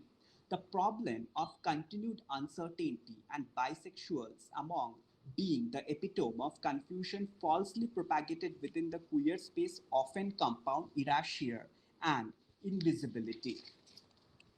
As resonated by Bev, It is a lonely space for me. I get suicidal thoughts because of my bisexuality. The feeling of being homeless within the queer space is mounting my existential crisis. The saddest part is I have to keep it within myself. The repression and the self-inflicted doubts is making my life worse. The escalation of negative effect idealized by the hegemonic superstructure of homonormativity produced the affective practice of negativity in many ways that is subtly put by Siddharth, another bisexual man. I am always jeered and jibed as fag hag who is in a relationship with a man and a trans woman. People say they feel sorry for me for being with a trans who is also a bisexual. I laugh it off, but these attitudes are self-damaging.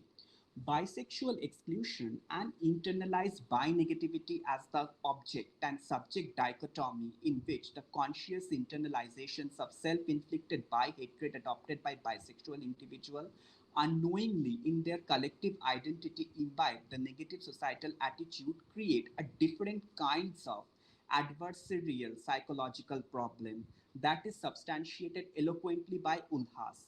Bi people are the biggest part of the LGBT community. That just really struck me. It is obvious, but I know I have been missing that. We are so used to being marginalized, we don't realize it.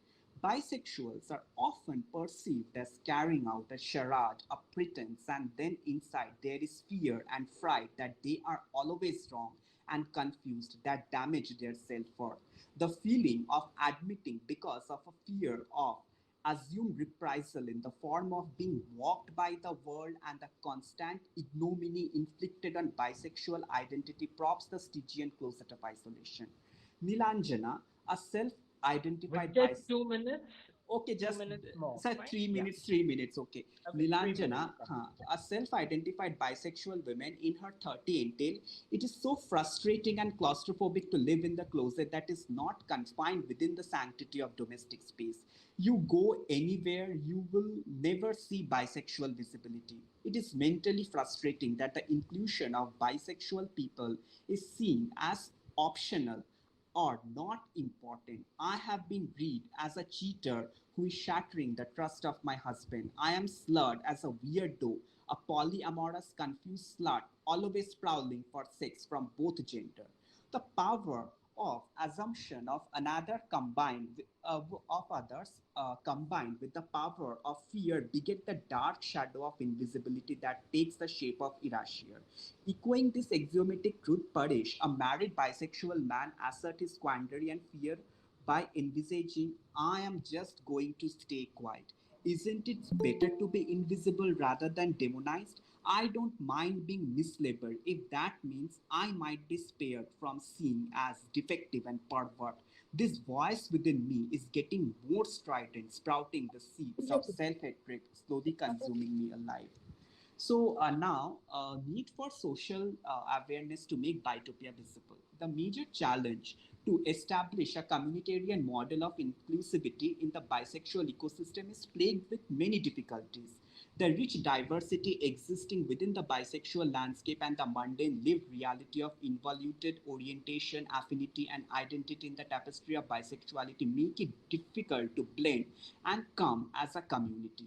The polyamorous bisexual body maintaining a lifestyle that replicates their desired line and intimate landscape cannot correlate with the monogamous or monoamoral bisexual who is living with their partner. The absence of social agency and social awareness further alienate the bisexual embodiment in the tenebrous prison of the closet that makes visibility rarefied.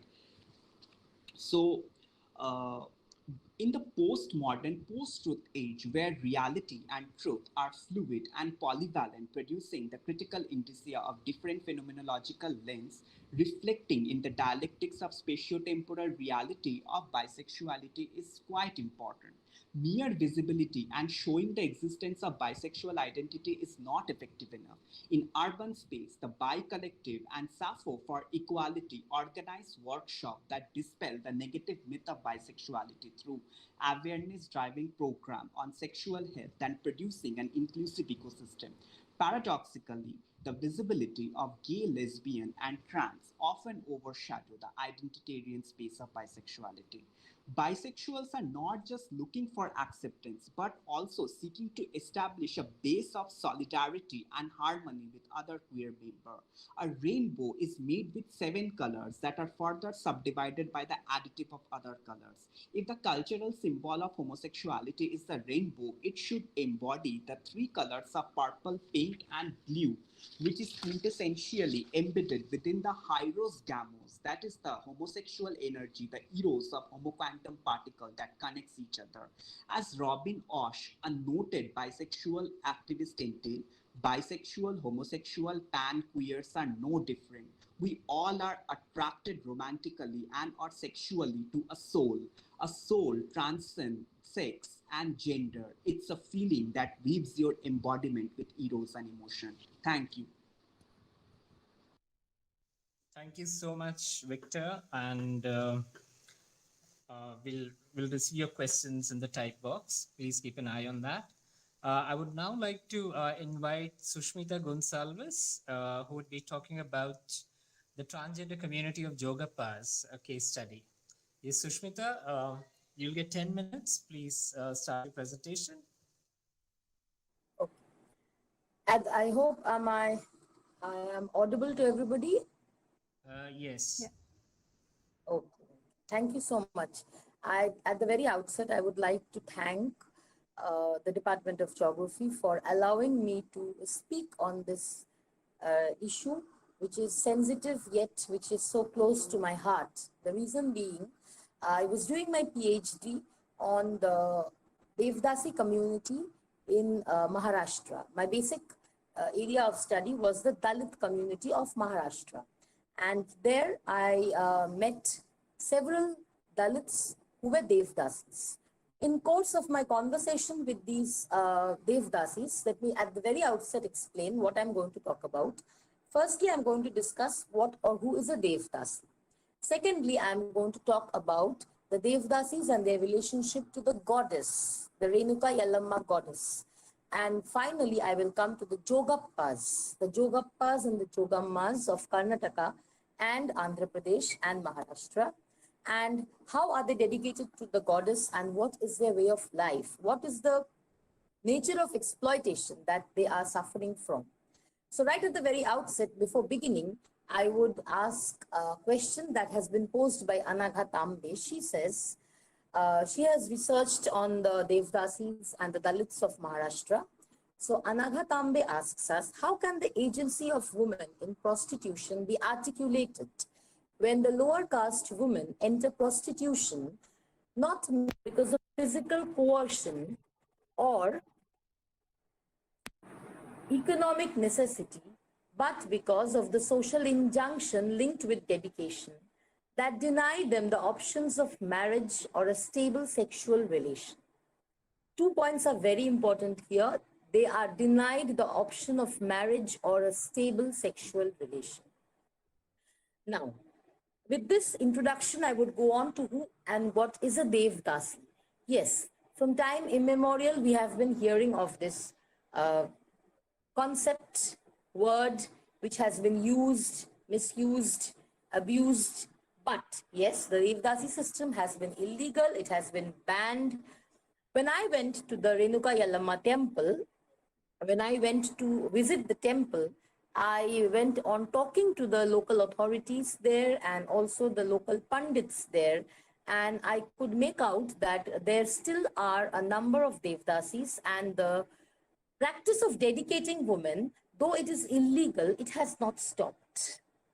The people I conversed with, they did actually deny the prevalence of the system, but I am admitting that I myself witnessed it.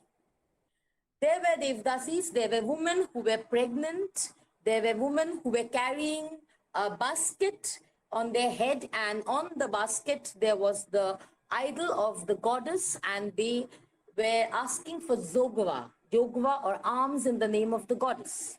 There were many Devdasis in the Renuka Yellamma temple who were playing a soundka, a musical instrument that they play whenever they go out and sing songs in praise of the goddess.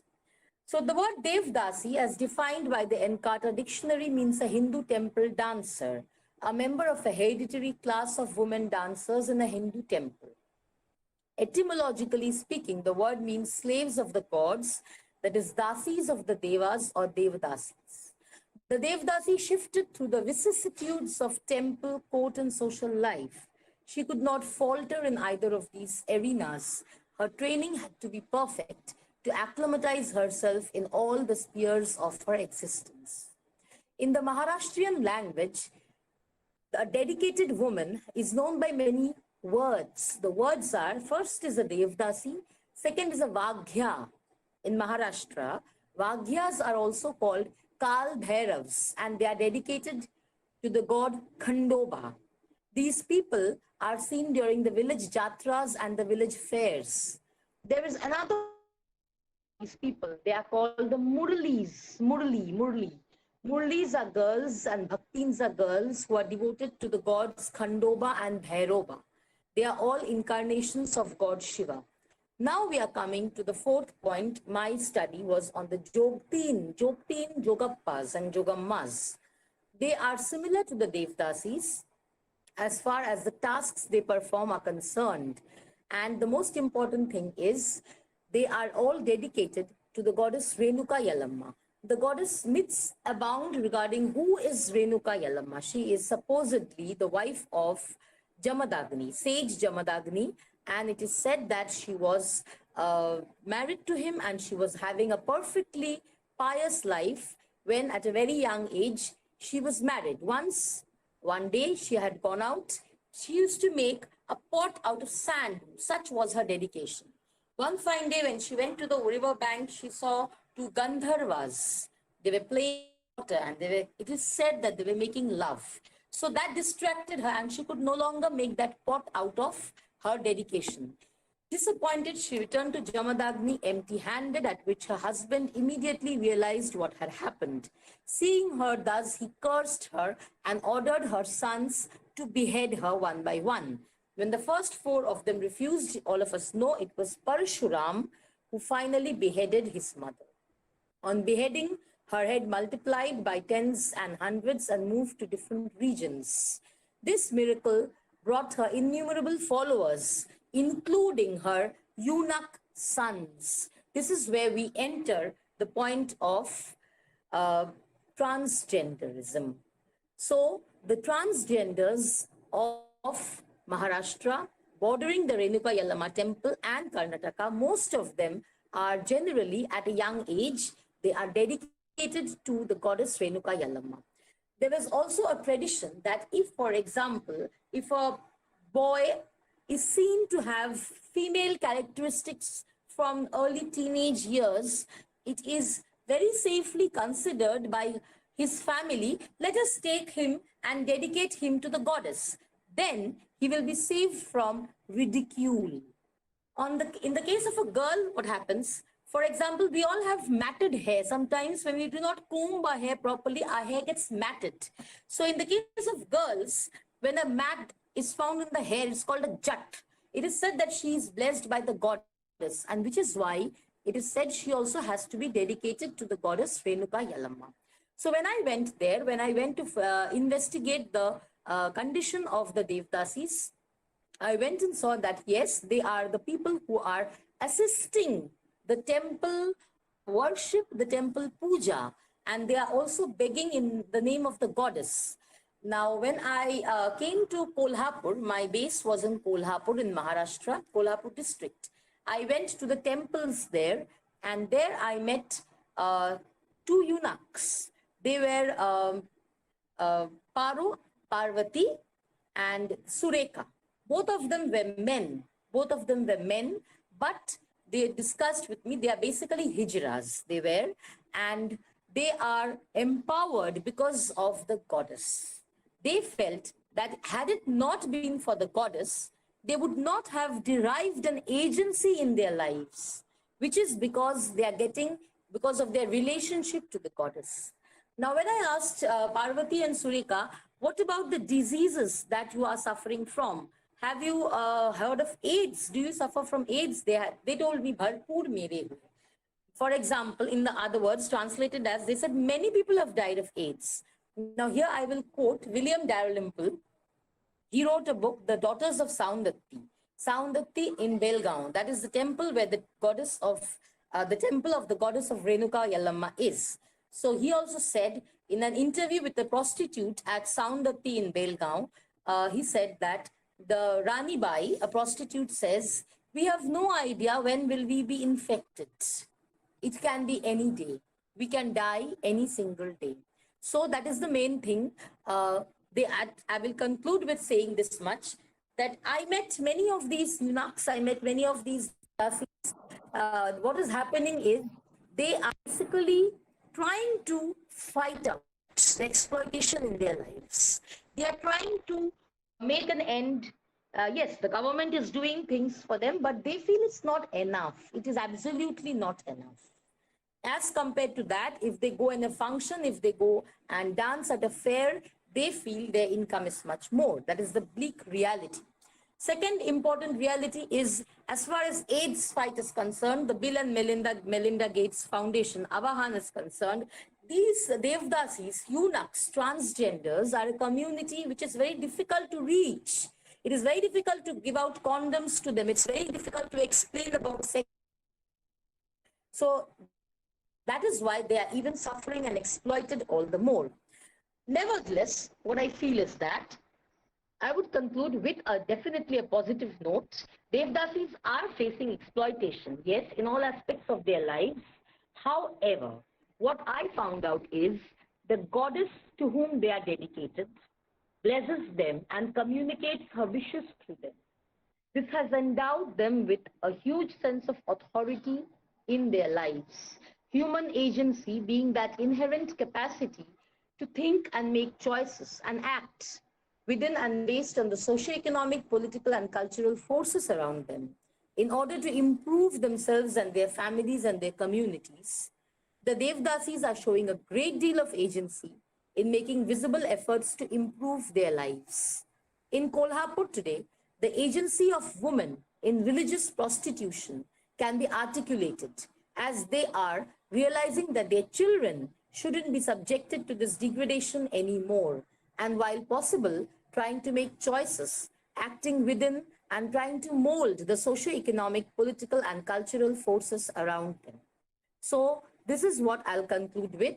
The Devdasi tradition, yes, as I witnessed it, it still is there, but at the same time, things are going to change, let us hope, in the near future, maybe when I visit them again. Thank you so much for your opportunity. Thank you so much, Sushmita, for this very interesting presentation. So we'll have the floor open for questions and interactions with the presenters. And you could type the questions in the message box. So we already have some questions. One question was from me for Dr. Teesta Dey, as to, since you said that the study was like, you've just started the study, I was interested to know how do you plan to take forward the study, because it's still in a very, very nascent stage. Shall I answer now, sir? Yes. Okay. Yes, sir. I have just devoted some fragmented times for the last 10 or 12 days, and this is the outcome. This is just the beginning of my work. What I feel that I should start intense literature review. Otherwise, I will not be able to find out the loopholes, the parts where I can work harder. And along with that, I have some planning to deal with the community, homosexual community, much more in the interior part of Bengal, like in the rural areas, in the suburbs, suburb areas, and not only on those areas, but there are certain parts in the city as well where the unprivileged homosexual community belong. So I have to interact with those unprivileged section as well. And along with that, individual case study method is very much required for this qualitative research. So individual case study, I will definitely start. Then I have another planning regarding the homosexual identity development process. So what a young boy or girl feels regarding their own homosexual identity. So from the very beginning, at least from the age of 18 years old, I would like to interact with them more regarding their identity development process. And finally, I would also like to interact more with various organizations who are continuously working on these issues. And till now, I have this plan, sir. Thank you. Thank you, sir. Okay, so that seems to be a lot, but yes, I hope you have proper methodologies Yes, developed for each if of the I projects. if I'm able to do such things within this 10 days, I think I can at least start to do something serious work on this issue. That's it. Okay. Yeah, I would suggest a more critical reading of the literature and Yes. also about NGOs and things like that. The Yes. literature that I saw the That's what literature I've said.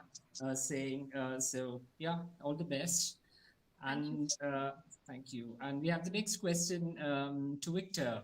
And again, the question is from me. And I was wondering, as a conclusion to your study, how do you now conceptualize bisexual space?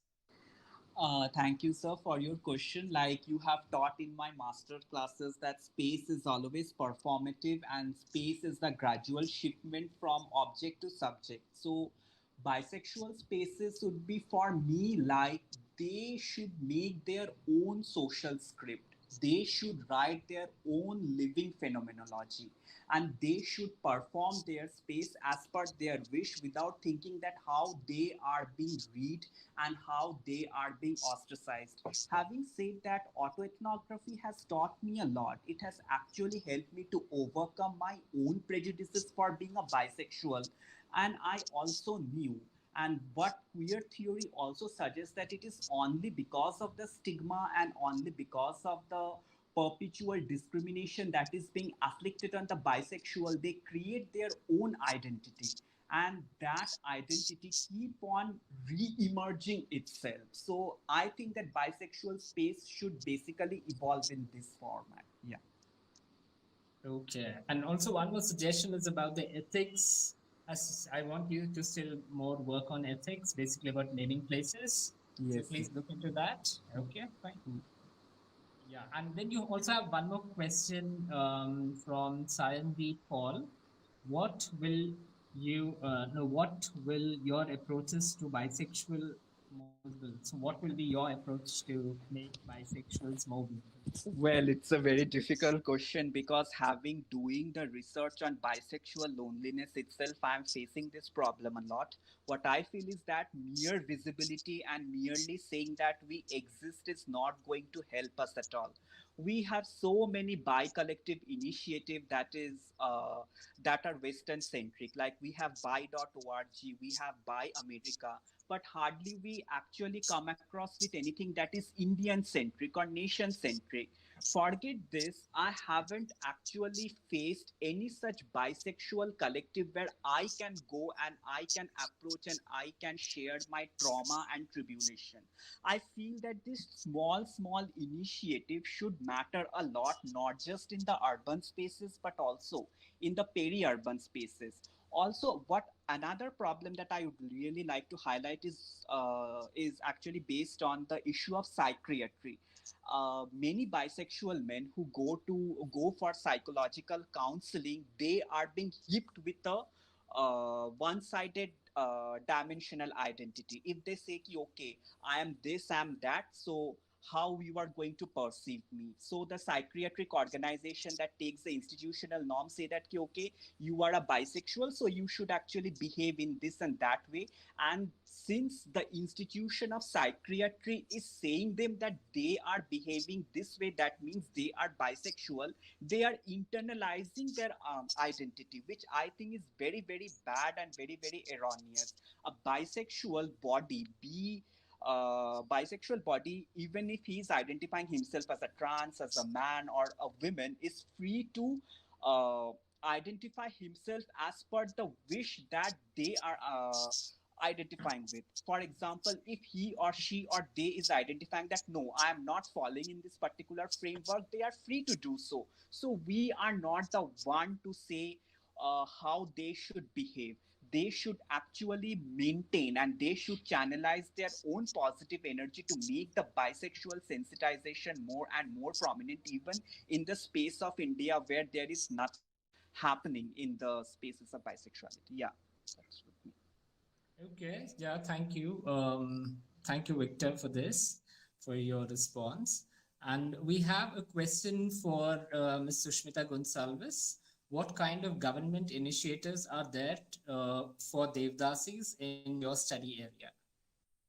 The saddest part is that the Devdasis can get government help if they stop being a Devdasi. They will get a pension, they will get a stipend, but they have to stop dancing as a hijra. They have to stop dancing at childbirth and marriages. They have to stop doing sex work. Most important is they have to leave the Devdasi life and lead a normal, quote unquote, normal life. Now, the main thing is that even if I do all this, I agree to do all this as per the government project.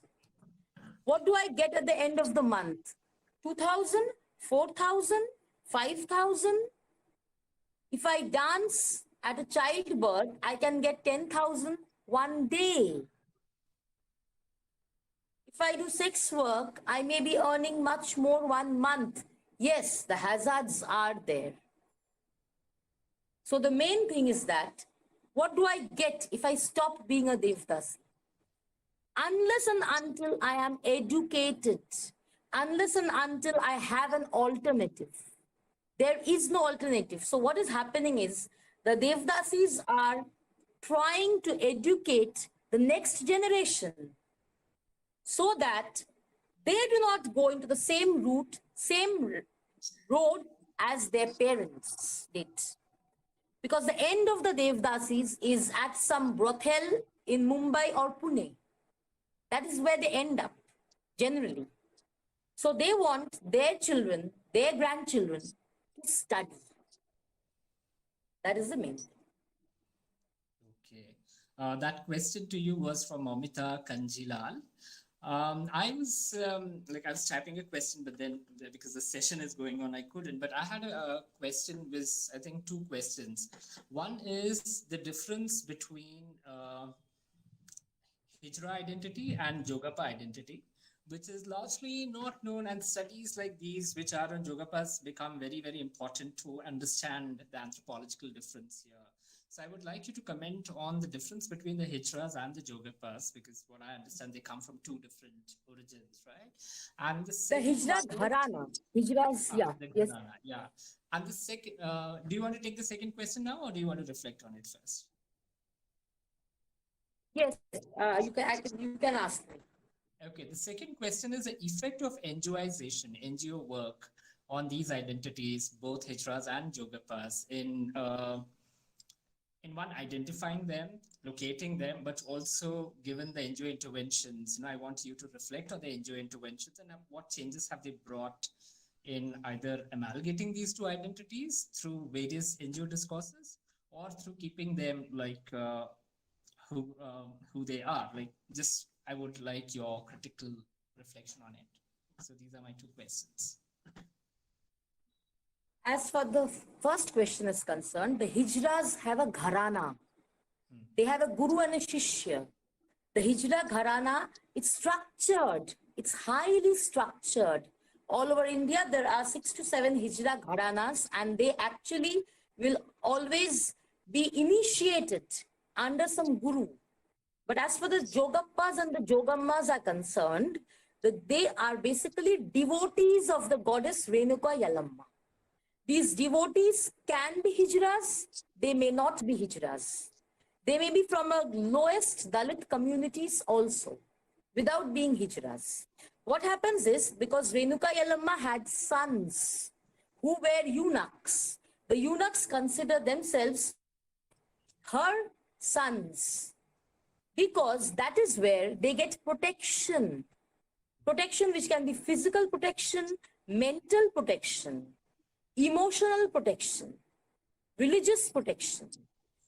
Under the wings of the goddess, They find a safe shelter from ridicule that the society may cause them to. So basically, all hijras are not jogappas, but jogappas are all transgenders. That is the main thing. And secondly, I met Sadhana ji, Sadhana Zadbuke. She was looking after, she has an NGO, the Anagol Foundation. It is based in Pune and Kolhapur. I went to her to meet her twice. I went to her home also. Now she told me, see, one of the things that we are doing is the Devdasis, the women, they have those knotted, matted hair and they will never cut it. It's full of lice. And she was telling me, suppose you do not wash your hair for 10 days, you will also have a mat in your hair. Spondylosis is setting in because of that weight on their head. What Sadhana ji is trying is Jat Nirmulan. We call it Jat Nirmulan. We are trying to persuade them, not force, persuade them to remove the matted hair. It's not something to do with a goddess. They have to be understood. They have to be told. And as far as the eunuchs are concerned, Sadhana ji was telling me, yes, there are eunuchs, but then there are people, all the eunuchs are not prostitutes. There are some who lead a religious, pious life, remaining dedicated to the goddess throughout. So this is their challenge. Their challenge is to reach out to the eunuchs, to give them protection, which can be protection from sexual diseases also. That's number one.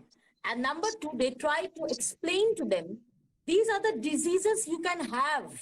And then the goddess is not going to come and intervene in your life. If you are going to die of AIDS, if you are going to have spondylitis because of that mat in your hair.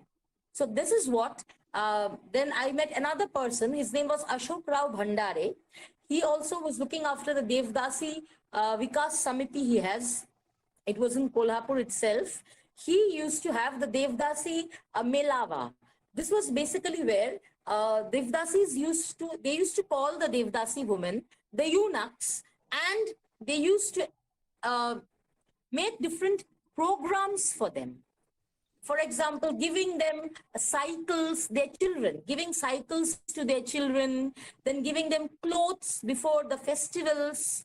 So Ashok ji, what he was trying to, he was also had a political background, Ashok Rao Bhandare, and he told me that we are also trying to work on a different level. We are trying to empower them, at least the second generation, so that they can go to study. We are giving them cycles so the children can go to school. We are going to the schools and telling them, allow these children to study. Don't neglect them. Don't criticize them always. You are pushing them back more and more if you do that. So these are what the NGOs are basically doing. Okay, thank you so much. And I would like to thank all the three presenters, Dr. Tista, Dr. Mr. Victor, and Ms. Sushmita, for wonderful presentations and for keeping up the time. And now I would like to go forward to Tuhin. No. Yes, to the organizers. That the session is over. Yeah. Yes, thank you, sir. Thank you so much for this wonderful session. Yes, sir. And all the presenters, thank you very much for coming here and presenting these wonderful discussions for all of us to see. With this, we come to the end of the technical sessions of our two-day webinar. The participants are requested to fill up the feedback form so as to generate the participation certificates. The link for this is being provided in the chat box of the present meeting link. Well, now I request Madam Anindita Ghosh to kindly deliver the closing speech. Over to you, Madam. Thank you, Debolina. And now I am going to conclude what we talked about this two-day webinar. Now, this international webinar titled Violation of Human Rights and Related Social Stigma against LGBT in India and subcontinent was held for 2 days, 30th September and 1st October, where various issues and problems of LGBT people are discussed. In the first plenary sessions, 3 papers were read. The keynote address was by Professor Prashanta Roy, Professor Emeritus in Sociology, Presidency University. The title of his paper was Select Issues in the Amelioration of LGBT Predicament. He talked about the social outgroup and said that the LGBT groups are not only one group to be dispersed. He talks of the Varna system where the hierarchy is made by distinguishing the physical traits. LGBT people are also discriminated from normal, some by their physical traits, some by their psychological traits, and some due to their sexual orientation. The societal thinking is that these people are perverse and therefore harmful to the society. He spoke of his apprehension about the emancipation of the third gender people. He talked about the transphobia, which has become a very strong in our mind due to the inner biases towards such people. The transgender community cuts across all castes, religions, race, and other subgroups and groups, which makes this discrimination larger, and thus it is related to the universal history of social discrimination. He fears that the struggle for these people will continue and the success is hard and slow to come. The second speaker was Professor Gopa Shamunto, professor at the Department of Geography, Bardhaman University, and the title of her paper was The Restrained Use of the Term, and she restrained the use of the term normal and others, as LGBT people are as normal as us. She spoke about othering of these people in several spaces like workplace, educational center, family, and other spaces. The third gender was very much in the society from the very ancient times. She spoke about the Ardhanarishwar, a transgender perception of us in the ancient times. She was more worried about the transgender people as they can be easily detected. She requested the students to be sympathetic to the causes and be sensitive enough to think about them. She spoke of the books and popular movies as she thought that this will provide a food for thought to the students. She talked about Rituparna Ghosh and his squaring of the Bengali films. She spoke of the discrimination of the transgender persons face due to their body language, due to their different movement, due to their voice, and due to their postures. The parents, the teachers, the schools, officers, the friends where they interact, in these social spaces, they are being laughed at. She pointed out the great Indian family to be the root of the problem which all the LGBT people now face. The third speaker was Dr. Shutapa Saha, the associate professor in English, and she spoke about the human rights and equality which is discussed in our constitution. Yet, it took about 180 years to declare a law propounded by British India criminalizing the transgender and homosexual as, so it was discarded. She said that though the law has been repealed, much is yet to be done because of the heterogeneity of Indian society and the fact that the LGBT people cuts across all the sections of the society. Education and schooling are still denied to the LGBT people. Lack of access to toilet, the attitude of the parents, teachers, and friends enhances this problem. The law is prejudiced in different ways. The recognition of same-sex marriages, right for adoption and surrogacy is not there in the Indian society. A change in the societal level is essential to bring out these laws for LGBT. She spoke about the honor killings, the family-induced rapes to create homosexuals. She also recognized that the danger of the LGBT people is mainly from their own families. And she emphasized the role of NGOs, academicians, and teachers to remove the stigma against LGBT people. In the technical session, there are 3 papers. The first was entitled In Search of Urban Queer Spaces, a study of Kolkata by Dr. Supratim Kormokar, Assistant Professor at Adams University. He spoke of his experience about the LGBT people in the city of Kolkata. He spoke about the popular notions of the men and women and the space and functions a society assigns to them.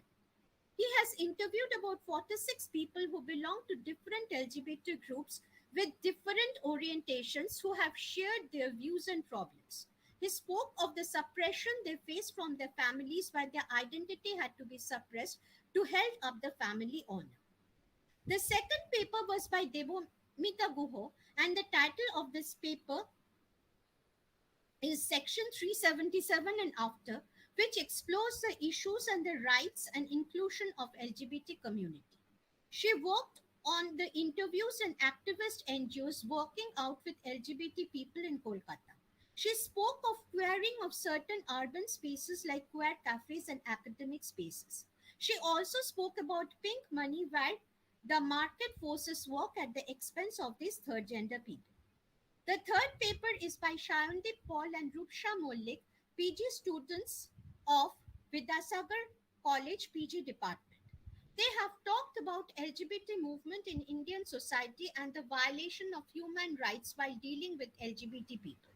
They have delved deep into the history, tracing the root of the existence of LGBT people. They have spoken about the movement of LGBT activist groups and NGOs all over the India and gave a glimpse of the legal battle fought by these groups with the state, which ultimately led to the repealing of IPC 377, which criminalizes the LGBT people.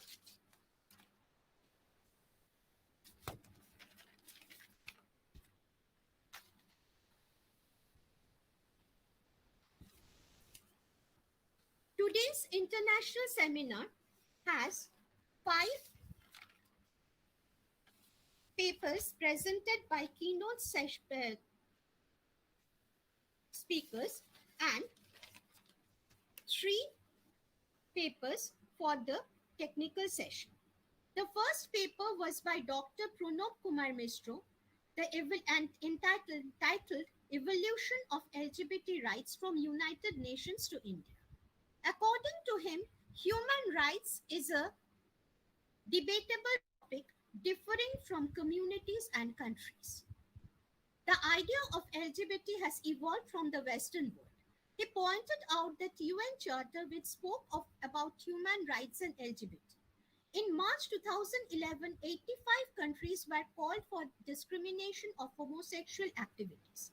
The UN advocated the education of citizens to uphold the LGBT rights.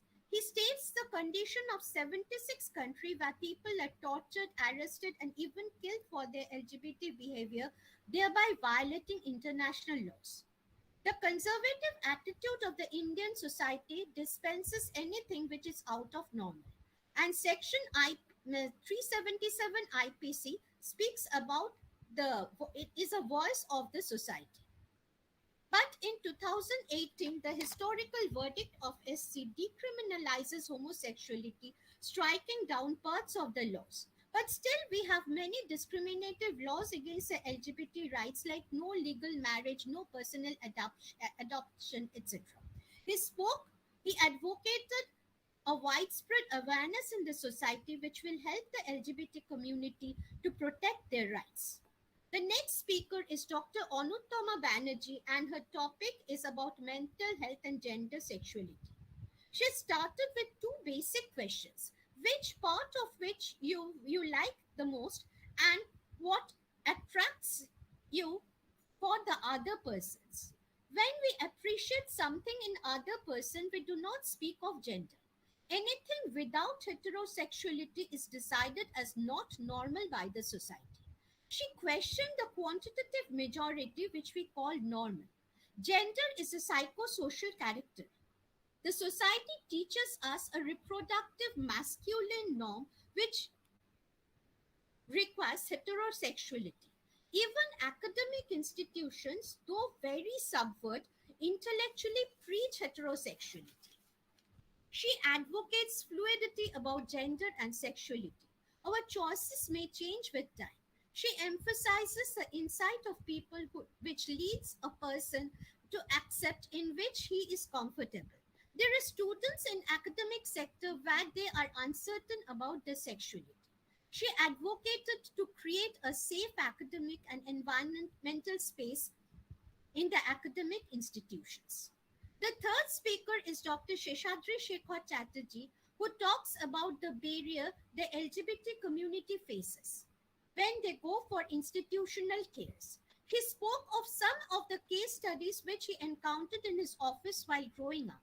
He talks about the internalized stigma which a person faces when he sees that he is attracted towards a person of his own sex. While speaking of institutional care, he says that most of transgender people goes to the hospital in extreme emergency because of the discrimination faced there by them. Though there are transgender-friendly environment in the hospitals of Western countries, we still do not have them. He spoke of the social stigma against the certain illness which is now absent in our society and wishes that the stigma against the LGBT people will gradually disseminate with time.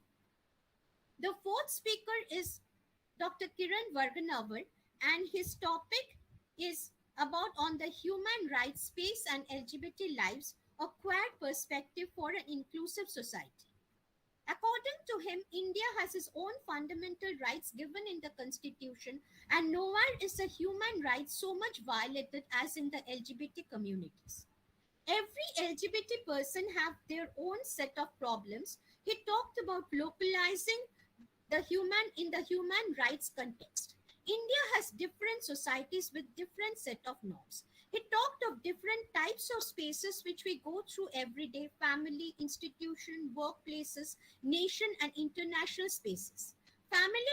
In every space, we have heterogeneity. Schools are a hotbed of gender conformity where boys and girls are differentiated according to their gender behavior.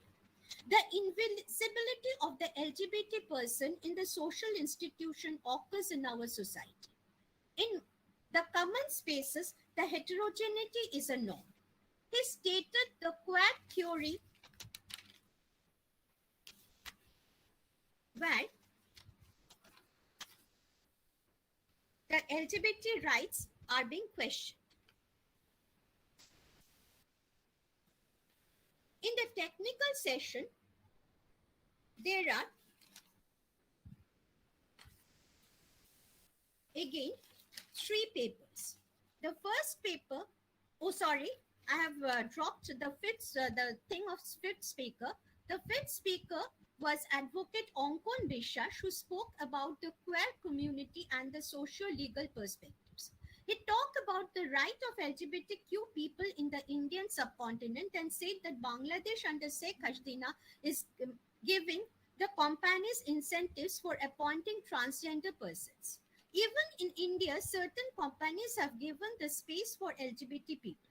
He stated his own experience as a transgender person when he changed his identity from Onkoni to Onkon, when he was vehemently opposed by his father and grandfather.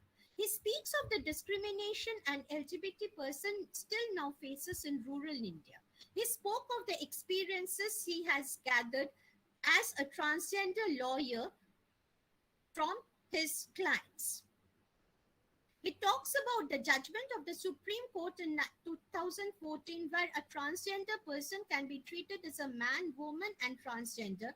But according to him, even in 2020, the recruitment of certain additional judges and additional lawyers in the Calcutta High Court, here only 2 genders were mentioned. And in many cases, we see that though the Supreme Court had judgment for the LGBT people, they are still not implemented in most of the states. In the technical session again, we have 3 papers. The first paper is by Dr. Tista Dev, where she states the problems faced by the gays and lesbians in a heterogeneous society. She had interviewed both the heterosexual and homosexual persons to know the attitude towards homosexuality. She found that though the heterosexual people have a sympathetic attitude towards homosexuality, the lesbians and gays suffer mostly from their families, neighbors, and friends who are essentially heterosexual. The second paper is by Victor Banerjee, and the title of its paper was Locating the Cartography of Bisexual Exclusion Within the Queer Space. Here he cites the problems and stigmatization faced by the bisexual persons from all corners of the society. The interviews are taken up ethnographically through the social media. The age group is from 20 to 50, where man and woman and the transgender person who live in the queer space has been taken. The fluid space of the bisexual people make them universally invisible even within the queer community. Bisexual people are the biggest part of the LGBT people, but still they are being marginalized as their behavior is considered as a pretense which makes them shut within a closet, alienating themselves and just in making them invisible. The third paper is by Shushmita Gonzalez, who spoke about the Devdasi communities, the Yogapas and Yogamas, and how they're exploited by the society in the Renuka Yamma temple. She stated the legend of Renuka Yamma and the effeminate boys who were dedicated to the goddess Renuka Yamma, where they would be safe. And she says that though the Devdasi tradition is very much there, but the Devdasis are themselves teaching their children and making themselves and their children educated so that they could be emancipated from the norms of the Devdasi community. With this, the technical session ends. Thank you, and I'm giving over to Dr. Piyali Ghosh to address the vote of thanks. Piyali Ghosh, sorry. Thank you, Anindita Di.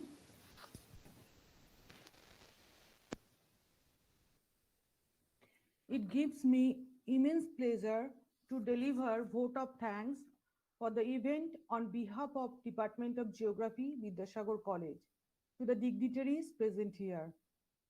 We remain grateful to ICSSR, Indian Council of Social Science Research, Eastern Regional Center, Kolkata, for providing us such an opportunity to organize this national level webinar. I would like to thank our respected principal sir. Without his active support and participation, this webinar would not be possible. I offer sincere thanks to our eminent speakers for their thought-provoking and extremely researched speeches. I believe that our participants will rethink this emerging area of our society through your luminous lectures. Thank you, sir and ma'am. I take this opportunity to thank Dr. Uttam Mukhopadhyay and Srimati Anindita Ghosh for their precious advice and supervision to make this webinar a success. I express my heartfelt thanks to the convener of this webinar, Dr. Tuhin Kanti Ray, for his initiatives and successful planning and smooth execution of the webinar. Thank you, Tuhin. I would like to thank our organizing committee members, Dr. Jhuma Halder and Dr. Jhikmik Kar, for working hard a few days to make this webinar possible. Now, I would like to thank Moumita Kanjilal, Debolina Mitra, and Anindita Ghosh again for actively participation and successful execution of the webinar. I am happy to declare my thankfulness to Dr. Sumana Roy and Debolina Mitra for their enough proficiency for proceedings of abstract volume of this webinar. I am grateful to Mr. Biswajit Roy Chowdhury and Ujwal Saha for acting successfully as rapporteur in this conference. I am also grateful to our technical team, particularly to Mr. Shubham Sarkar for his technical support throughout the sessions. I propose my thanks to our college IQAC and our non-teaching staffs and our college office. I keep on record our indebtedness to our participants, our research scholars and students for their patience hearing. With this, we reach at the end of this ICSSR sponsored 2 days national webinar. Once again, I thank one and all, and I conclude this webinar. Thank you. Thank you, ma'am. With this, we come to the end of the 2-day webinar. On behalf of the Department of Geography, Vidyasagar College, Kolkata, I thank all the resource persons, faculty members, participants, and the audience for joining us for these 2 days. Thank you very much.